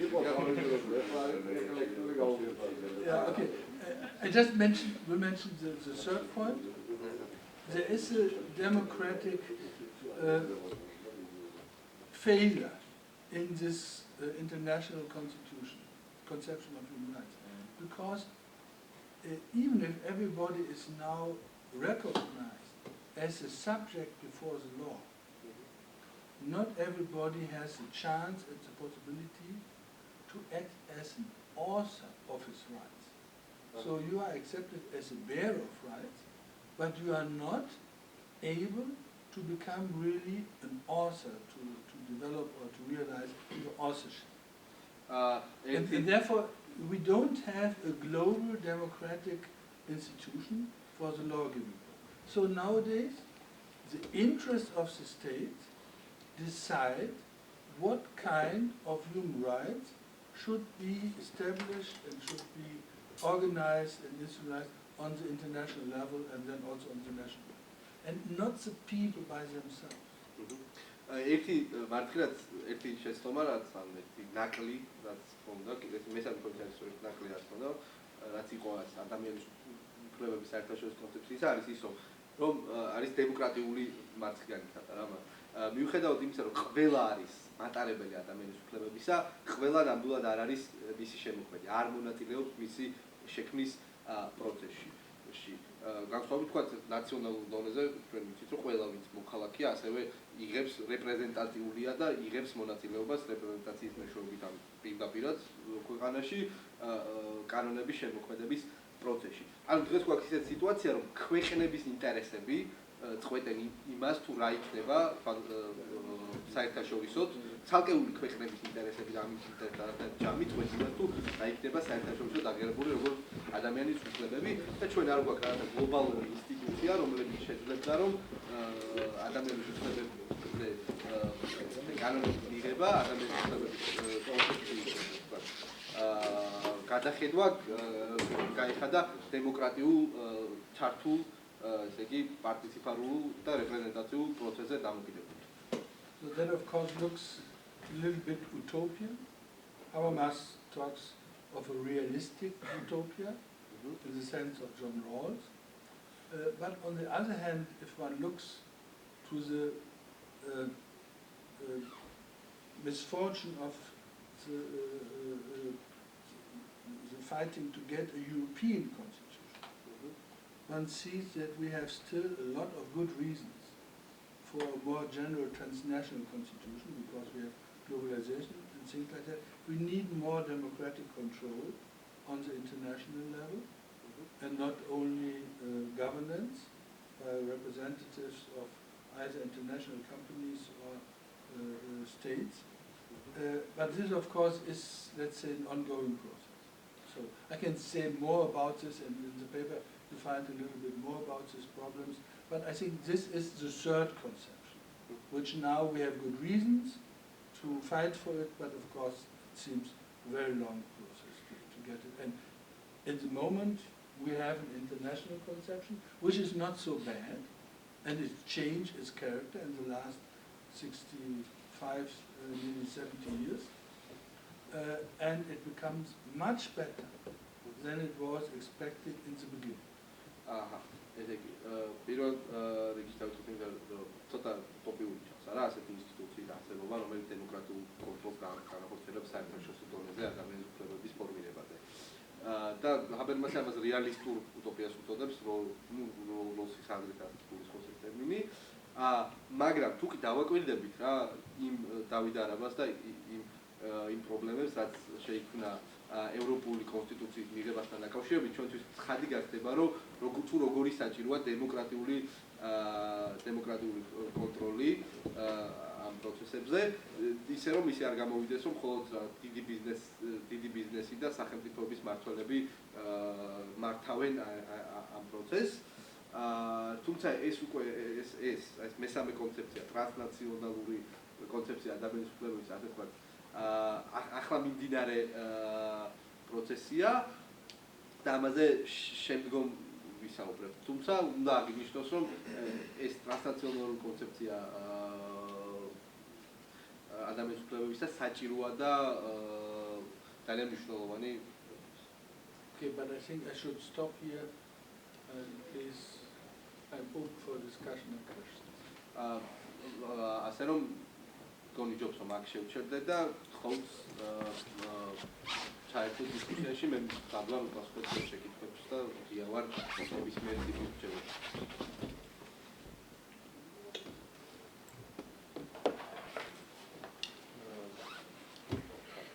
როგორ გიჩვენე? You've spoken that these human rights are always changeable depending on historical process. Could you please imagine some kind of historical perspective when killing of humans after this slavery period will be legal? Killing of persons, killing of human beings. არა, ზადა მიკითხა რომ ეს არის თქვენ აღნიშნეთ რომ ადამიანის უფლებებიო არისო ცვალებადი ისტორიული პროექტი და თუ შეგიძლიათო წარმოიდგინოთ პერსპექტივაო რომელშიცო ნუ შემდგომში ანუ ეგეთი დრო იყო მაგრამ აი 10 თუ შეგიძლიათო წარმოიდგინოთო ისეთი ადამიანის უფლებებიო რომლის გადახვადაცო ადამიანის პროპლა არისო ლეგალურია კვლევობა არის ლეგალური I think the right to live, there is not an explicit right not to be killed. So we have the right to live. And then of course, that means it protects all arbitrary and unjustified ways of killing other persons. You see, I missed, of course, a lot of other aspects to explain, because the bearer of the duties that follows from human rights are first the state, then all states, and then by horizontal effect, the states have the duty to look that human persons in their everyday life interaction follow human rights norms, you see. So the bearer of a duty, if I have a right, somebody else must have a duty to respect my right, are not every single person. That is just a pure moral understanding, and I think that is incorrect. დავიწყოთ იქიდან რომ არ არსებობს რაღაც ესეთი ექსპლიციტურად გამოხატული უფლება იმისა რომ ცხადად რაღაცა დაწერია რომ არ გაქვს უფლება რომ არ მოგკლა მაგრამ შენ გაქვს უფლება იმისა რომ იცოცხლო სიცოცხლის უფლება ну რაც თავისთავად გულისხმობს იმას რომ სიცოცხლის უფლება ნიშნავს დაცული იყო უსამართლოს და ლეგალური ინვესტიციებში კვლევებისგან ეხლა მე მგონი ეს უნდა განმარტოთ ბატონი ლომანია თulis რომ პროფესორ ლომანი თulis რომ ის რომ მე მაქვს უფლება გულისხმობს იმას რომ ვიღაცას აქვს ვალდებულება რომ გაითვალისწინოს ჩემი უფლება რა ესე იგი იმოქმედოს ვიღაცას აქვს ვალდებულება თუ მე მაქვს უფლება ვიღაცას აქვს ვალდებულება ადამიანის უფლებების შემთხვევაში თუ მე ვარ თუ ინდივიდი არის უფლების მატარებელი ვალდებულების მატარებელი არის სახელმწიფო შემდგომ ყველა სახელმწიფო ერთად და შემდგომ ეს რა ჰორიზონტალურად რა ეს სახელმწიფოების და საკულტურო სახელმწიფოს ვალდებულია რომ იზრუნოს იმაზე რომ ქვეყნის შიგნით ვიღაც ადამიანებმა საკულტურო ადამიანებმა იზრუნონ ამ ეს რა ქვია უფლებების დაცვაზე რა ამ მოვალეობების დაცვაზე მოიხსნეს შესაბამისად ერთმანეთის უფლებებისა და მოვალეობებისა თუმცა ეს არ უნდა აგვერიოს იმაში რომ მე რომ აქვს ადამიანის უფლებები თქვენ ვალდებული ხართ რომ ვალდებულებად თქვენ გეკისრებათ ეს პირდაპირ მორალური მხოლოდ და მხოლოდ ვიწროთ მორალური გაგება იქნებოდა ადამიანის უფლებების და ეს ასე არ არის. So if I kill my neighbor because I don't like it is not a violation of a human right of my neighbor. It's just a violation of his simple right, and of course it's a very severe crime and I should be punished. But if my state doesn't hinder me to kill my neighbor for racist reasons or for other reasons and protects, then the state violates the human right of my neighbor to become protection for racist discrimination and things like that. ანუ მარტივად რომ ცხადი რო გავხადოთ, თუ კი მე ვკლავ ჩემს მეგობელს, მე ამით არ ვარგებ მის ადამიანის უფლებას რა. ცხადია ვარგებ კანონს, ცხადია საშინელებას ჩავდივარ, ცხადია ვზალადობ, მაგრამ მის ადამიანის უფლებას მე ამით ვერ გავარგებ. რომ მე არ მაქვს ვალდებულება რომ დავიცვა მის ადამიანის უფლებები. მაგრამ თუ კი სახელმწიფო ხელს არ მიშლის იმაში რომ მოვკლა ჩემი მეზობელი, აი ან თვითონ თუ გყავს კომენტუმეტეს რასისტული მოტივები. რასისტული მოტივი, თუ მაგალითად რასისტული მოტივით თუ გყავს, ამ შემთხვევაში, ანუ ჩვენს კონტექსტში ხა ჰომოფობიური მოტივით თუ არ გიშლი იმის გამო რომ თქვენი მეგობარი მეზობელი გეია და ამის გამო სახელმწიფო თუ არ გიშლით რომ არ გიშლით ხელს რომ ის მოკლათ, ამ შემთხვევაში ის არღვევს მის ადამიანის უფლებებს. So I think there is a historic learning process. Is the protection of being not to be killed. Let's say, you can explain it with death penalty. Because in the original documents of the international level, there is no right that, or no obligation of the treaty bodies of the states that they don't allow death penalty. You see? That's very interesting. So China, United States, Japan and so on, they don't violate the international documents when they exact death penalty. But now a lot of states say we think that death penalty is against, let's say, the normative claim or spirit of human rights, and then they establish new treaties. For instance, in the European Union, death penalty is forbidden. Therefore, the United States of America could not become a member of the European Union. You see? And things like that. So that's interesting. And then, of course, there is a learning process. And there are efforts to establish also on the general international level a general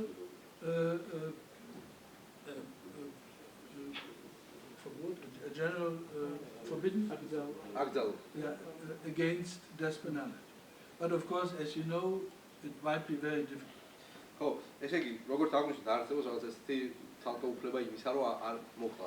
აი, თუნდაც ცხადი მაგალითად ამის გასაგებად იქნება ის, რომ ორიგინალურ შეთანხმებებში, რომლებიც ადამიანის უფლებებს დაედო, ადამიანის უფლებების საკითხის კონცეფციას დაედო საფუძვლად, არცად არ წერია, რომ არ შეიძლება რომ აკრძალულია სიკვდილით დასჯა. თქვათ, ამიტომაც ხა ჩინეთი ან ამერიკის შეერთებული შტატები როცა სიკვდილ მიჯილებს ჯიან, ამით ისინი საერთაშორისო სამართალს არ აღღვევენ რაღაცა შეთანხმებებს, ვისაც ხელი მოეწერეს. თუმცა, ეს უკვე არის რაღაც სახელმწიფოები, რომლებიც აცხადებენ იმაზე, რომლებიც აცხადებენ და პრეტენზია აქვს იმაზე, რომ სიკვდილით დასჯა ეს არის ადამიანის უფლებების შელახვა. და ამიტომაც აფორმებენ ცალკე შეთანხმებებს რა, ესე იგი, ცალკე სახელმწიფოები არ ყველა, მაგრამ ერთმანეთში თანხმდებიან იმაზე, რომ სიკვდილით დასჯას აკრძალავენ აუცილებლად, ყველაზე კარგი მაგალითად ის იქნება ევროკავშირი, რომელიც გრძალავს სიკვდილით დასჯას თავისი წევრი ქვეყნებისადმი თუ ევროკავშირის წევრობას უსწრებს თქვენი დაჟა მასში გაუქმებული უნდა გქონდეს. ამიტომ შეიძლება ვთქვათ, რომ ნელ-ნელა მივიდივართ იქითკენ, რომ ესე იგი ადამიანის უფლებების ნაწილი ხდება ის, რომ ის არ მოკლა რა. არა ის, რომ იცხოვოს, არამედ იცოცხლოს, არამედ ისიც, რომ არ მოკლას არავინ. მათ შორის სახელმწიფო რომ არ მოკლა. Maybe one point then, maybe another question. In Germany, we had a discussion that a policeman is allowed to kill somebody else who is doing a crime, a severe crime against somebody else, and they call it, it's an emergency situation, and he can't save the life of another person, and therefore he has to kill the aggressor. You see? So then, therefore, in this situation, suddenly the state becomes the permission to kill another person, which is normally, of course, not allowed. You see? So then they have to argue, and then there was a discussion: is this not against human rights? გერმანიაში იყო დისკუსია იმის თაობაზე, რომ აქვს თუ არა პოლიციას უფლება, როცა რაღაც განსაკუთრებული შემთხვევაა და ხედავს და მომწრე არის ძალადობრივი დანაშაულისა, მოკლას დამნაშავე იმისთვის, რომ გადაარჩინოს სხვა ადამიანის სიცოცხლე. აქვს თუ არა პოლიციას ამის უფლება, იძლევა თუ არა ამ სახელმწიფო უფლებას, რომ იმისათვის, რომ სხვა ადამიანის სიცოცხლე გადაარჩინოს, პოლიციელმა მოკლას დამნაშავე. და ჩვენ მქონდა დისკუსია იმის თაობაზე, არის თუ არა ეს ლეგალური, არღვევს თუ არა ეს სახელმწიფოს ნებართვა პოლიციელისადმი, რომ მოკლას დამნაშავე ადამიანის უფლებებს.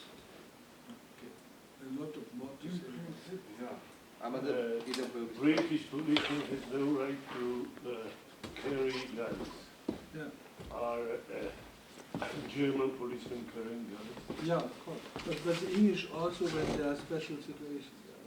But in general, Special departments have that.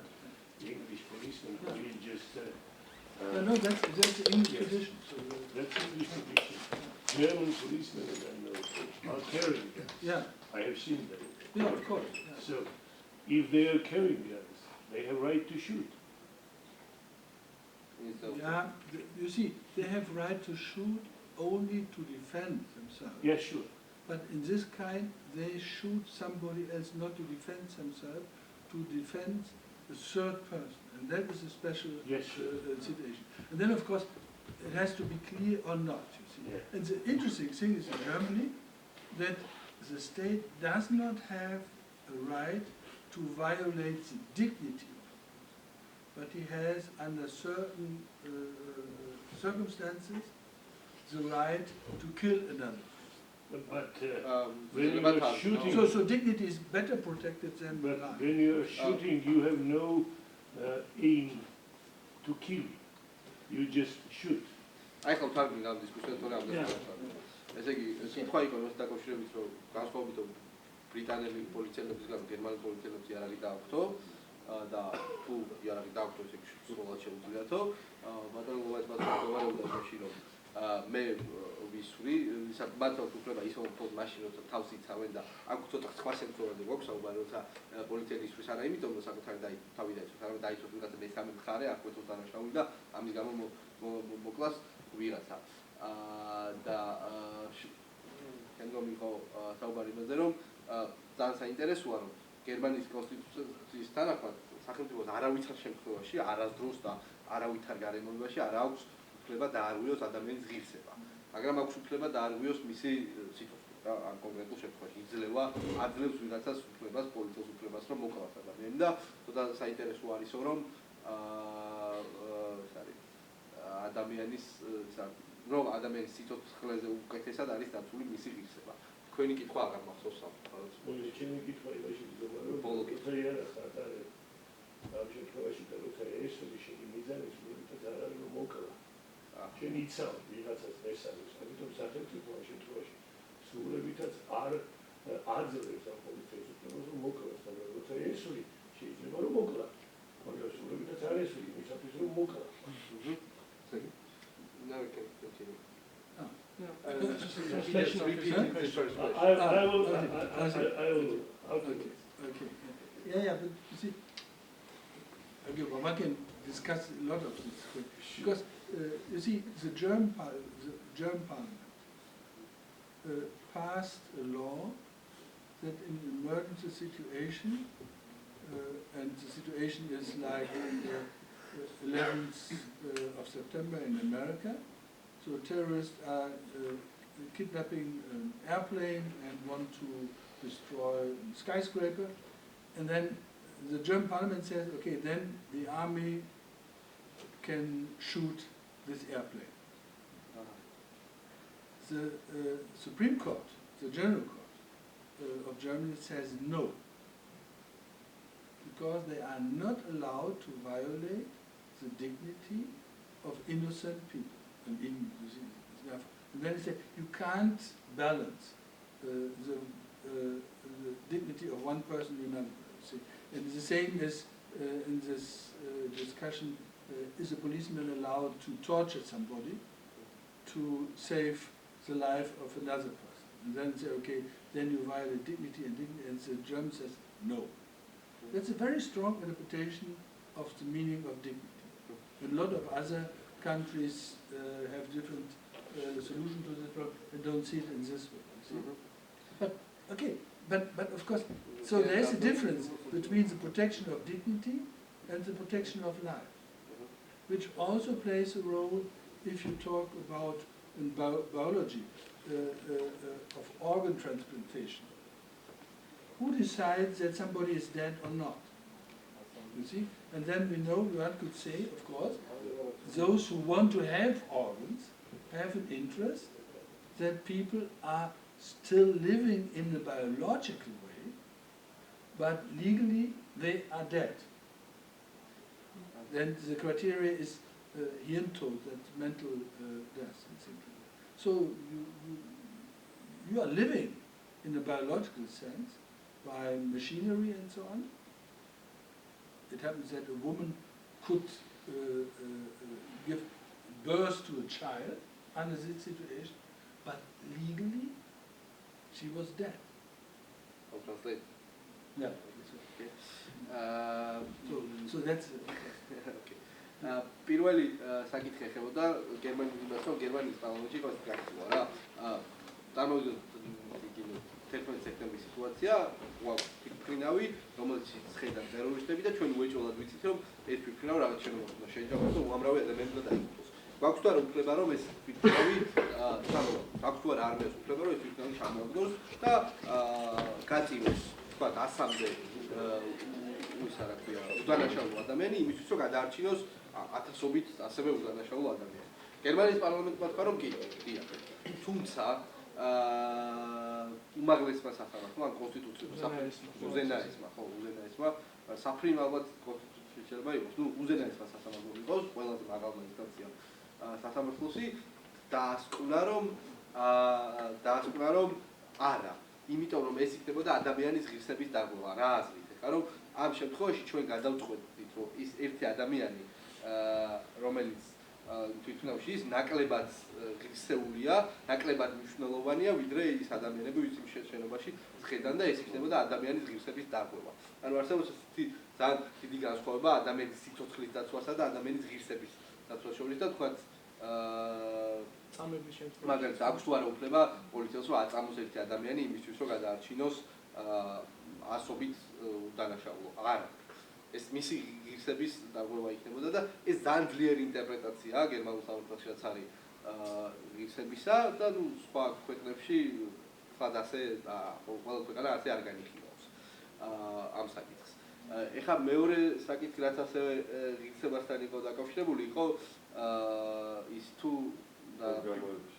ხო ორგანოების დონორების საკითხი ხო როდის არის ადამიანი მკვდარი რა იმიტომ რომ არის ვინ წმეც რომ მე მკვდარი ვარ ვინ არის ამის დამადგენელი იმიტომ რომ ადამიანი შეიძლება იყოს ბიოლოგიურად ცოცხალი ბიოლოგიური აზრით ცოცხალი იყოს მაგრამ მენტალურად უკვე ისა ლეგალურად უკვე მკვდარად ითვლებოდა და იმიტომ რომ მენტალური სიკვდილი მოხდა იმიტომ რომ შეიძლება თქვენი ტვინი მოკვდა მაგრამ თქვენი ორგანიზმი ჯერ კიდევ ცოცხლობს ანუ მაშინ რაღაც პროცესები ორგანული პროცესები მიმდინარეობს ახალ შეუძლია აი ამ მდგომარეობაში, როცა ის ლეგალურად მყარი შვილიც კი გააჩინოს ყოფილი ასეთ შემთხვევები და აი ამიტომაც ეს პრობლემური საკითხია თუ ვინ წყვეტს რომ ადამიანი მყარია რა.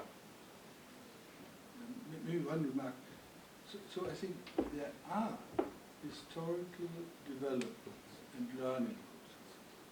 And I think from a human rights perspective, it is okay as long as it is an open public opinion building and then political democratic decision making. But these decisions do not mean that from a moral point of view, things are correct and right.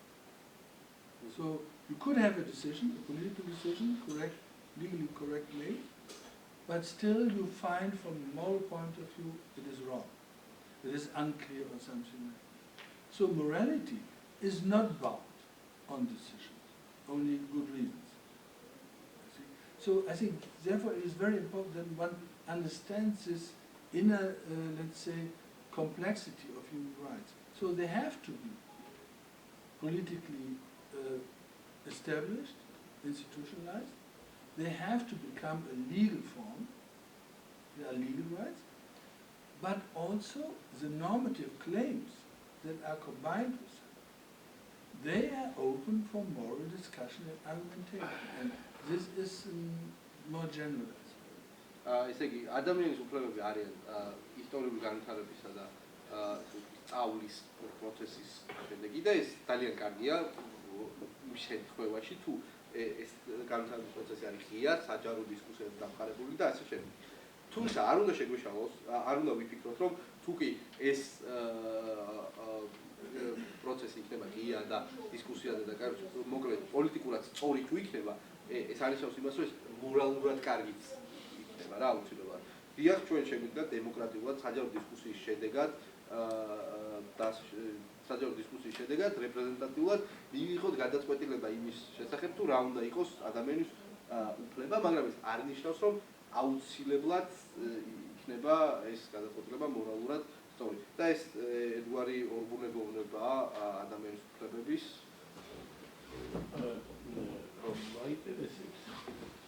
არ მახსოვს და გერმანიაში რობერტ ლანდის საკაბათო მაინც იყენებს პრეცედენტებს გადაწყვეტილების მიხედვით ჯარო. He's interested if there is a land in Germany in which the court uses precedential law. Case law. In cases. Do they use precedents taking the decision? Case law. No, not really. I mean, the German tradition is different one, so Yes, general. sure. So, but of course, in civil law. In civil law. In civil law, international civil law, of course, it is open for case law decisions like in America. Thank you. გერმანიის საჯარო სამოქალაქო სამართალი არის ღია ესეთი პრეცედენტული სამართალი. Then of course they try to make it coherent to the more German, this Roman tradition. Yeah. მაინც მოთხოვნა ბანკარს. ჰა? მაინტერესებს ბანკის ლომანისგან აზრი იმის შესახებ, აზრი სახელმწიფოსა და ინდივიდის უფლების წინააღმდეგობის შესახებ. გულისხმობ გამონაკლის პრომოებას, რომელიც აქვს სახელმწიფოს უფლების ექსეპშენ, რაც არის 7-იანი განმე. და ამაზე თუ მუშაობს თანამედროვე უფლებების ფილოსოფია ანტიკონტექსტს და რა აზრი აქვს ამ კონკრეტულ შემთხვევაში. ანუ შენი მიკითხვა გინდა როგორ მიემართება სახელმწიფოს უფლება ინდივიდის უფლებას ამ გამონაკლის მდგომარეობის მეშვეობით, როგორც ინსტრუმენტის. So he wants to ask about the relation of the Schmittian concept of state of exception and the state's sovereignty in this situation. How this relates to the concept of human rights. Individual human rights. Individual. Yeah, no, also that's a good question. Yeah, of course, that's another topic. But I think the Schmidtian, more traditional conception of sovereignty. It says sovereign is a person or a state that can decide the cases of exception. That is, of course, against totally human rights business. Therefore, for Schmidt says, human rights, he says, wer Menschheit sagt, will betrügen. Those who talk about humanity will try to cheat other people. So he has no good idea about it. And I think this traditional conception of human rights, that is now under pressure and changed by the international conception of human rights.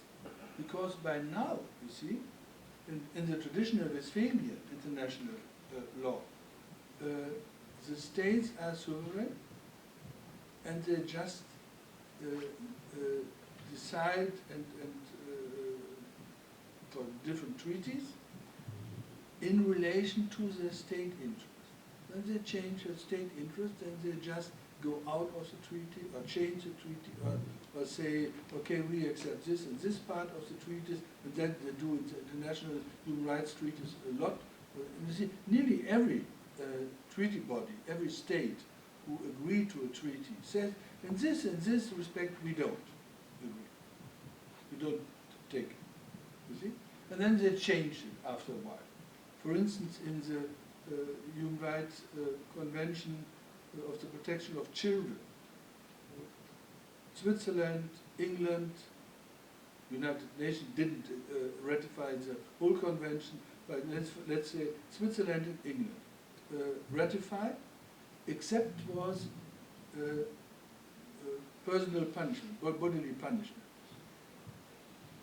Because that's a good tradition in England and in Switzerland, why not use it? See, and then there was a discussion in the countries. And then after 5 and the other kind, after 10 years, then it changed. So that's see.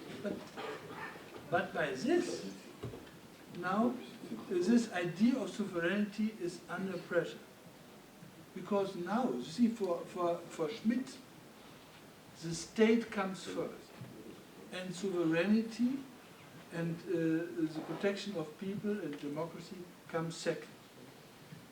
And human rights, sorry, you have to... You can finish the... Yeah. No, in the human rights tradition, the people, the individual people comes first, and the sovereignty of a state is just the result of the political rights of the citizens.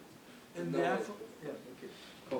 პირველ რიგში რომ არ ვარ თვითონ კავშირი ცნობილი თეორეტიკოსი, რომლის ერთ-ერთი საკვანძო კონცეფციც არის, რომ სუვერენი არის ის, ვინც იღებს გადაწყვეტილებას განსაკუთრებული მდგომარეობის შესახებ. ეხლა აქედან გამომდინარე, რომ კავშირის აქცენტი აქვს სახელმწიფოზე მის სუვერენულობაზე, მას ფაქტობრივად არც აქვს არანაირი კონცეფცია უფლებებისა და რაღაც ასეთი აქვს დათქვამი, რომ ისინი მის ლაპარაკობენ ადამიანის კაცობრიობაზე, აწუებენ ადამიანებს. ხო, ამიტომაც თუკი და თანასწორია ეს კონცეფცია სუვერენული სახელმწიფოსზე, ეს კონცეფცია როგორც საერთაშორისო სამართლის სუბიექტის, რომელიც არის აბსოლუტურად სუვერენული სახელმწიფოსი, ნელ-ნელა იცვლება. თუკი თქვა ვესტფალიის თავდაპირველ საერთაშორისო სისტემაში, ვესტფალიის სისტემაში, სახელმწიფო ეს საერთაშორისო სისტემა იცვლებოდა სახელმწიფოების ინტერესებიდან გამომდინარე და თქვა ისინი რაღაცას შეთანხმებოდნენ, მაგრამ შემდგომ შეცვლიდნენ, ან გამოვიდოდნენ, ან ახლა შევიდოდნენ და შესაძლოა ხოლმე ნაწილს დაეთანხმებოდნენ რაღაც შეთანხმებით და ასე შემდეგ. ეს ყველაფერი მაინც იყო სახელმწიფო ინტერესებზე დამოკიდებული. აი, ადამიანების უფლებების სისტემა კი ასე არ არის. ადამიანის უფლებები იწყება, ადამიანის უფლებებზე დამყარებულ საერთაშორისო იწყება ინდივიდიდან და შემდგომ ადის ნამდვილად რა სახელმწიფომდე. ხო, ამ ყველაფრის შუაში იყო ჩართვა, რომელსაც ბოლოში გადმოვიტანე იმის შესახებ, რომ აი ეს ასე ხდება ის, რომ სახელმწიფოები ნაწილობრივ ეთანხმებოდნენ რაღაც შეთანხმებებს, იყო ასე ხდებოდა იმის შემთხვევაში, საერთაშორისო ადამიანის უფლებების შეთანხმებების შემთხვევაში. რა, ყველაზე საინტერესო მაგალითი რაც მოგვიყვა ბატონმა ლომანმა იყო ბავშვთა უფლებების საერთაშორისო დეკლარაციის შემთხვევა, როცა შვეიცარიამ და ინგლისმა მოაწერეს მას ხელი, მაგრამ რატიფიცირება მოახდინეს მისი, მაგრამ მხოლოდ ნაწილობრივ, იმიტომ რომ არ მოეწოდა პუნქტი, რომელიც გრძალავდა მის რა ქვია ფიზიკური ბავშვის ცემას, ფიზიკური ძალადობით დაждას, იმიტომ რომ ესე იგი გატყიდვის შესანიშნავი ტრადიცია აქვს ორივე ქვეყანაში და არც ერთს არ მოუწოდა მასშტაბით. ჩვენს კარგი ტრადიცია. და შესაძლებელია, მაგაში უნდა გამოვიდეთ საერთაშორისო. დიახ. ხო და ნუ არ მოუნდათ მასთან გაშორება შვეიცარიელებს და ინგლისელებს. მე შეცვალეს. მე ისო შეცვალეს. But Switzerland and England changed their mind afterwards. Now they accept that bodily punishment is prohibited. Only I think 8 years ago. So it was for a long time. So it was. I mean, they're just okay, but this not. You see. Which so just because of course. So that's. I mean, it was legal. It was just an expression of sovereignty of English as a treaty body of international condiments. So that's okay. I think there are more interesting points in your question, because Schmidt could be read in a negative or in a more positive way, you see? And if you read it in a more positive way, then he says, this kind of sovereignty, this understanding, that helps us to get peace on international level. Even large state, big state, should accept and recognize and respect small states, I think. And he said there's also a demoralizing effect in this understanding. So. And by this, I think there is something right in this thinking, because on international level, if you transform every conflict just under the perspective of human rights, then very often you make conflicts stronger. You see, and so. And one should not give up this effect of this understanding of sovereignty. Still, I would say it is not an absolute value, like for Schmidt. But it is reasonable to say that in some kinds of problems, peacemaking or peace-making policy at the national level should accept the violation of human rights. So intervention, humanitarian intervention, is not the first answer. It is the last possibility. Schmidt შეგვიძლია დავიკითხოთ როგორც ნეგატიურად, ისე პოზიტიურად. ანუ რა იქნება მომენტში, რომ Schmidt ამბობს იმასაც, რომ ის რომ სახელმწიფოების სუვერენიტეტი პატუცებულა სხვა სახელმწიფოების მიერ არის კარგი საერთაშორისო მშვიდობისათვის. რა ის რომ სხვა ქვეყნები ერთი ქვეყანა არ ერევა მეორე სუვერენიტეტში და პატივცემს მას, უზრუნველყოფს მეტნაკლებ მშვიდობას საერთაშორისო სარბილოზე. და თუ კი ჩვენ განვიხილავთ ყველა კონფლიქტს და ყველა სიტუაციას საერთაშორისო სამართლის ენაზე, საერთაშორისო ადამიანის უფლებების ენაზე და ადამიანის უფლებების კონტექსტში ჩვენ ამ კონფლიქტებს გავამძაფრებთ. და ანუ ბატონ ლომანი ესე იგი ცოტა კრიტიკულად გამოვიდა ჰუმანიტარული ინტერვენციონიზმს რასაც ეძახიან ეხლა ამერიკაში, რომ მოდი რომელიღაც ქვეყანაში ლიბიაში თქვა მეებს რა ქვია ბავშვებს კი არა ხალხს აწამებენ და მოდი ჩვენ ახლა ჩავერიოთ ამაში და დავბომბოთ და რა გადავარჩინოთ ეს ხალხი და ეს არ არისო სწორი მიდგომა საერთაშორისო სამართლისადმი და საერთაშორისო მშვიდობისადმი და ჰუმანიტარული ინტერვენცია უნდა იყოს არა პირველი არამედ უკანასკნელი საშუალება ამ პრობლემის მოგვარების. რა ხანდახან სახელმწიფოებმა უნდა დახუჭონ თვალი იმაზე, მიუხედავად საერთაშორისო შეთანხმებებისა, რომ სხვა სახელმწიფოებში ადამიანის უფლებები იყო. ან გასაგებია რომ ძირითადად უნდა იყოს ადამიანის უფლებებიდან გამომდინარე რაც სახელმწიფო ინტერესია. არის კონსტიტუცია, მაგალითად საქართველოს კონსტიტუცია, სადაც კონსტიტუციას წერია, რომ სახელმწიფო ინტერესის გამო შეუძლია სახელმწიფომ აასახლოს რაღაც კონკრეტული ადგილიდან და ხელყოს მისი საკუთრება საცხოვრების ჩამოართვას, იმიტომ რომ თქვა მაშინოს რაღაცა ხეს. ეს როგორ მოდის თქვა So he has a more specific question now. So it's understandable that human rights stand before the country's interests at the international level. But in Georgian constitution, by the Georgian constitution, the state has the right to violate persons' private property, for example, if it's so needed. Maybe if he wants to water power plants too. Power plants. So if the state wants to construct a power plant and violate someone's state property, the state has a right to do. How does this relate to the context of the human rights? I mean, see, human rights can conflict between each other.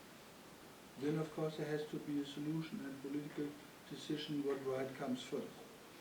So, especially the right for property is not an absolute right. The German constitution said it is a social orientated right, and so therefore for some reasonable cases and reasons, of course, you can lose the right to do everything with your property and things like that. So that's I think that's a normal case. So, or for instance, the right not to be violated in your personality, and the right of freedom of expression, you see, in political reason and so on. And so that's a normal case. Is that human rights can conflict between each other, and then of course there has to be a discussion. But is not this a case of not of the conflict between human rights, but between a human right and the state's interest? Yeah, of course. But you see, but the state interest has to be legalized and has to be justified. And if the state interest is only a particular one, let's say from a corrupt elite who wants to build up large houses for the president and need therefore a large autobahn to go to this and say, okay, we change the situation for the farmers and so on who lives there, then of course is illegal. So that, and then of course you can use legal remedies to fight for your right. And then it is the violation of human rights. Yeah, and then of course the violation. But the other kind is of course that human rights in themselves, as I said in the beginning, and I should explain, are not an absolute value, absolute spectrum. So we have cases in which human rights violations should be accepted. Let's say, for instance, to protect the environment. Human rights don't. You see, there is now a discussion: should there be a human right, an individual human right, to the protection of environment? And in the African regional Declaration of Human Rights, you find collective human rights of to protect environment, which of course is very difficult to understand, and so on. So there is this kind of discussion, and I would say very often human rights are becoming now overstrength. You can't solve everything with human rights. You see, so therefore there are other legal means to protect something, for instance, environment or nature and things. And therefore one has to balance it. And this, of course, from my understanding of human rights, is one of the main problems I am discussing. So what does it mean? Do I now offer you just a relativistic, opportunistic view, saying those who are in power, they in the last end decide what is right or not? And of course I should not like to do this. So therefore I have to strengthen the political framework. And this is one reason because I need this transnational conception, because that means to strengthen the democratic control. ხო, პირველ რიგში გიგას კითხვა ქართულად იყო. პასუხი დაიწყო იქიდან, რომ ადამიანის უფლებები ცხადია რომ არ არიან აბსოლუტური ღირებულებები და ხშირად შედიან კონფლიქტში ერთმანეთთან რა. ანუ თქვათ არც ეს არის თქვათ გერმანულ საერთოდ არ არის აბსოლუტური უფლება პირადული კერძო საკუთრებისა და ისიც რა სოციალურად ორიენტირებულ უფლება. და ნუ იმ შემთხვევაში თუ კი ხა სახელმწიფოს გადაწყვეტილება რომ ააშენოს ჰესი არ არის დამყარებული რაღაცა სხვა ადამიანის უფლებების დაცვაზე და უბრალოდ რაღაცა კორუმპირებულმა ელიტამ გადაწყვიტა რომ თავისთვის რაღაცა ფული ეშონა და ყოველგვარი საჭიროების გარეშე გააკეთა, კი ამ შემთხვევაში ჩვენ შეგვიძლია ლეგალური მექანიზმები გამოვიყენოთ და ამის აღსაკვეთად და თან დავასკვათ რომ ეს არის ადამიანის უფლებების დარღვევა, მაგრამ სხვა შემთხვევაში არ უნდა ვიფიქროთ რომ აბსოლუტურია ადამიანის უფლებების ღირებულება და ადამიანის უფლებების დარღვევა ყოველ შემთხვევაში დაუშვებელია რა. ხო, ანუ ეს ბალანსზე იყო საუბარი ხო, ანუ როგორ ებისხური ანუ ოდეს პოლიტიკური საფუძველი უნდა გამყარდეს ხო, იმისთვის რომ ანუ არ იყოს უბრალოდ რაღაც ოპორტუნისტული ესეთი ანუ ფარდობითი რელატიური ადამიანის უფლება ხო, რაც არ უნდა თქვა იყოს ისტორიული პოლიტიკური კონსტრუქცია ხო და არა რაღაც ბუნებითი აბსოლუტური მოცემულობა ხო. Like for Hegel, I mean, property is a socially recognized and justifiable ownership of something, Besitz. If I have something by my power, it doesn't mean that I am a realized, that's my realized property. So therefore, then by this, of course, there is a space for public decisions.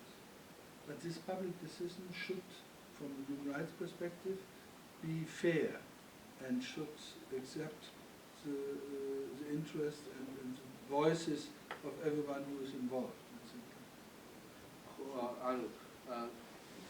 საკუთრება არის რაღაცა ბუნებით და აბსოლუტური უფლება, არამედ სოციალურად აღიარებული და გამართლებული უფლება იმისა, რომ ფლობდე რამეს. შესაბამისად მის შესახებ საზოგადოება იღებს გადაწყვეტილებას რა, რაღაცა საკუთრების შესახებ, თქვენი პირადი საკუთრების შესახებაც შეიძლება საზოგადოება მიიღოს გადაწყვეტილება. ნუ თქვა აი გაგვთ მიწის დაკვეთი და აშენოს ზედ ჰესი. მაგრამ არის ეს პრინციპი, რომ ეს გადაწყვეტილებები ნუ გერმანულ სამართლით უნდა იყოს სამართლიანი. კითხვის დასაწყისს უფრო კერძო საკუთრების გამაგიანება ვიდრე ადამიანის ფუნდამენტური მოთხოვნის საცხოვრებლის უარყოფის და მისი ავალდების. What he says is that when he asked this, he was not so protecting the basic human right to property, but a basic human right, a fundamental human right to have a place to live, to live in a place that he is attached to, that he loves. So his cultural environment. His cultural. No, I think that's very important. We have now phenomena of land grabbing. Big international countries, Chinese countries, other countries buy, let's say in Africa, a lot of areas, large as nearly then like Georgia or you see, immense parts, and then they try by corruption and force to empty it from people. I think that's totally illegal. It's a violation of international law, and of course it's a violation of the human rights of the people. So therefore, and I just published in a book against land grabbing, and it's unbelievable how clever they are. And I think even in Georgia, I would guess that there are some German investors who buy here areas. Not only German.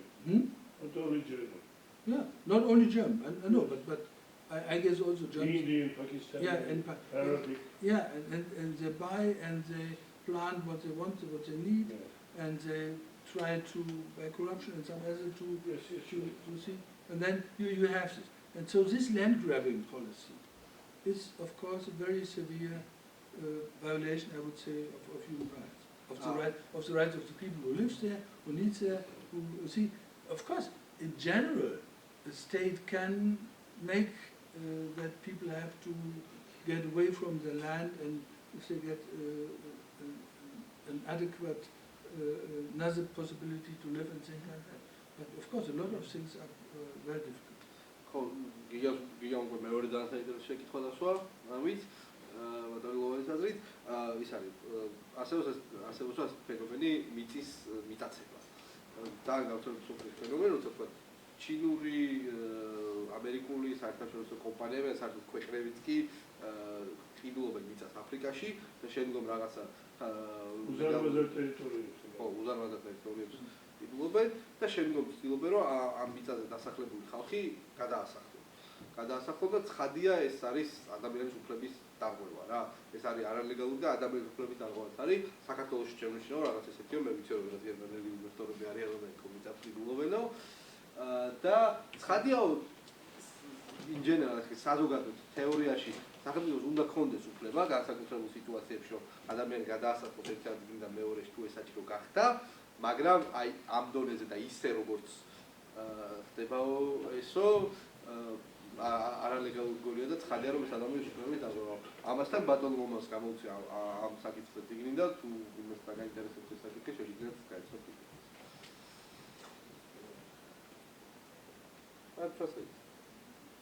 No.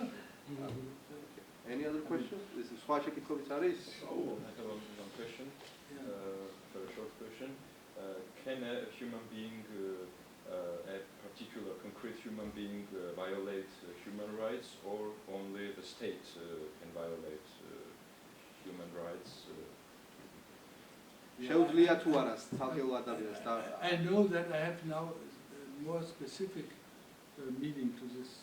I think you as a concrete human being cannot violate human rights. But you as a concrete human being, as a representative of a state, then you can of course violate human rights. But then if you are just a plain everyday life person, but you you get efforts from a system that violates human rights, then of course you as a concrete person also take part in the violation of human rights in an indirect way. Thomas Pogge is discussing our human rights obligation and duties to fight against global poverty by this, because he says we are all supporters of an international system of globalized economy, etc., in which global poverty is produced, and therefore we have the duty to fight against this global system, and therefore if we don't, we violate indirect via the international system of international trade organization, and so we violate the human rights of other persons. So I would say there is this kind of... პირველ რიგში დავიწყოთ იქიდან, რომ თქვენ გიორგი შეკითხა, ხო, რომ შეუძლია თუ არა ადამიანსო დააგვიოსო მეორე ადამიანის უფლებები? ცალკეულ ადამიანს შეუძლია თუ არა დაარღვიოს ადამიანის უფლებები, თუ მარტო სახელმწიფოს შეუძლია დაარღვიოს ადამიანის უფლებები? ხო, დავიწყოთ იქიდან, რომ ანუ თქვა მე და გიორგი ვერ დავარღვევთ ერთმანეთის უფლებებს, იმით რომ ერთმანეთს ცალკეულ კონკრეტულ ადამიანს არ შეუძლია ადამიანის უფლებები დაარღვიოს. თუმცა, ხა გამონაკლისის შემთხვევაში ვიმეორებ, თუ თქვენ ხართ სახელმწიფო მოხელე იმ სახელმწიფოსი, რომელიც არღვევს ვიღაც ადამიანის უფლებებს, თუ რაღაცა გადაწყვეტილების პროცესში ხართ ჩართული, ცხადია თქვენც როგორც ადამიანი სახელმწიფოსთან ერთად არღვევთ მეორე ადამიანის უფლებებს, რა, იმიტომ გადაწყვეტილების მიღების პროცესში. და მეორე, თუ კი თქვენ ხართ უჭერთ იმ სისტემას, რომელიც არღვევს ადამიანის უფლებებს, თქვენ არღვევთ სხვა ადამიანის უფლებებს. თომას პოგი, ხო? პოგი მსჯელობს იმაზე, რომ ჩვენ ყველანი ვართ პასუხისმგებლობის, რა ქვია, გლობალურ სიღარიბეზე და ესა რა ქვია, ვარღვევთ ადამიანის უფლებებს იმით, რომ ხარს უჭერთ სისტემას, რომლის შედეგადაც ირღვევა სხვა ადამიანის უფლებები, ისინი ცხოვრობენ სიღარიბეში, რომლის შედეგიც არის ის, რომ ისინი ცხოვრობენ სიღარიბეში, არ აქვს წვდომა წყალზე და ასე შემდეგ. აი სულ ეს იყო რა თქმა უნდა მეტყვა. ხარს ვიჭერთ საერთაშორისო ეკონომიკურ სისტემას, რომელიც ხელს უწყობს აი ხო ამას ამ გლობალურ სიღარიბეს, ხო? გლობალურ სიღარიბეს, რომელიც წარმოშობს. არ ხელს უწყობს. ხო, და ხო, სწორედ ეს მინდოდა მე რა, ანუ ვერ დაარღვევს ცალკეული კონკრეტული ადამიანის მეურის უფლებას, მხოლოდ იმ შემთხვევაში შეუძლია დაარღვევს, თუ არის სახელმწიფო მოხელე, რომელიც იღებს გადაწყვეტილებას სხვა ადამიანის უფლების დარღვევის შესახებ, ან თუ მხარს უჭერს სისტემას, რომელიც იწვევს ადამიანების უფლებების დარღვევას. არა პირდაპირ დარღვევა.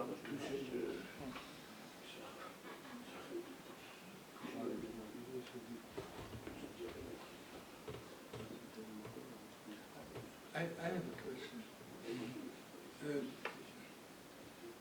For tomorrow, do you think I should say something about the different human rights? So freedom rights, juridical, political rights, and then to the social, economic rights.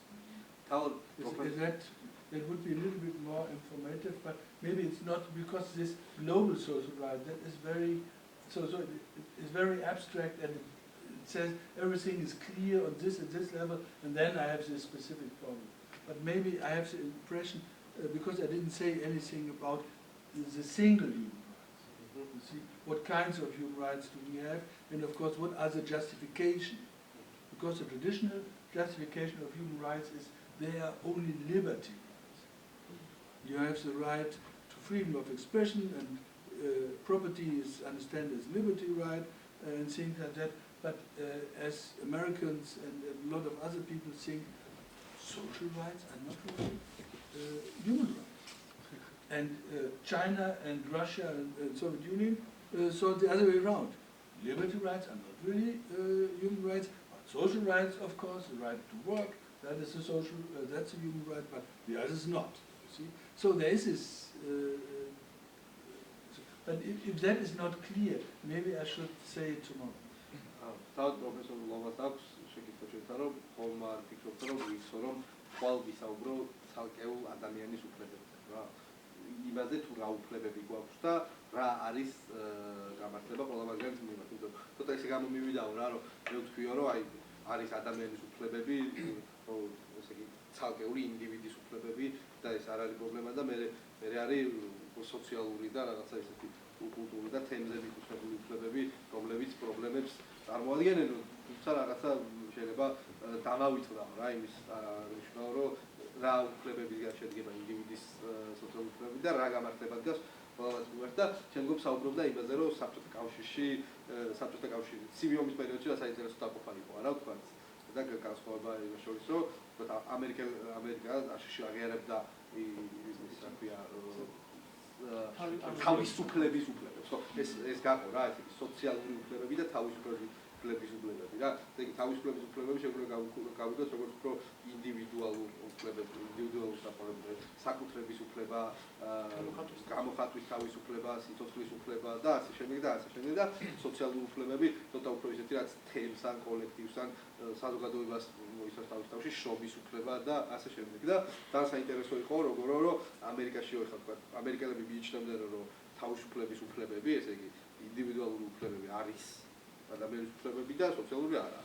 და საბჭოთა კავშირში ზუსტად პირიქით იყო ყველაფერი. ამაზე ვისაუბროთ ამაზე? Yeah. I agree with your idea.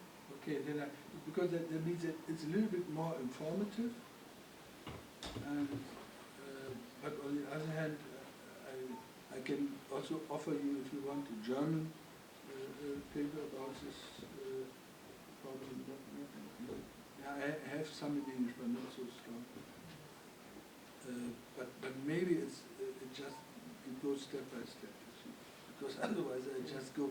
See, my problems I have now with human rights, maybe they are now more for experts, and so maybe I should do it in this way. Okay. This problematic ადამიანის უფლებებზე დასაუბრებლად ცოტა უფრო ცოტნე ხალხის პირადები მქონდა და თვითონ უფრო საფუძველ ექსპერტებზე არის გათვლილი და თვითონ უფრო საფუძვლისეულ განმარტებებზე ვისაუბრებო ადამიანის უფლებებზე. So I will say something about social rights, but also about the other rights, and about the justification why social rights are human rights, and not as people very long thought just rhetoric things. მე ვისაუბრებ სოციალურ უფლებებზეც და სხვა უფლებებზეც, იმის საკუთარ რატომ არიან სოციალური უფლებები, ადამიანის უფლებები და რატაც რომ არის. So thanks for your patience. მადლობა გიხდით.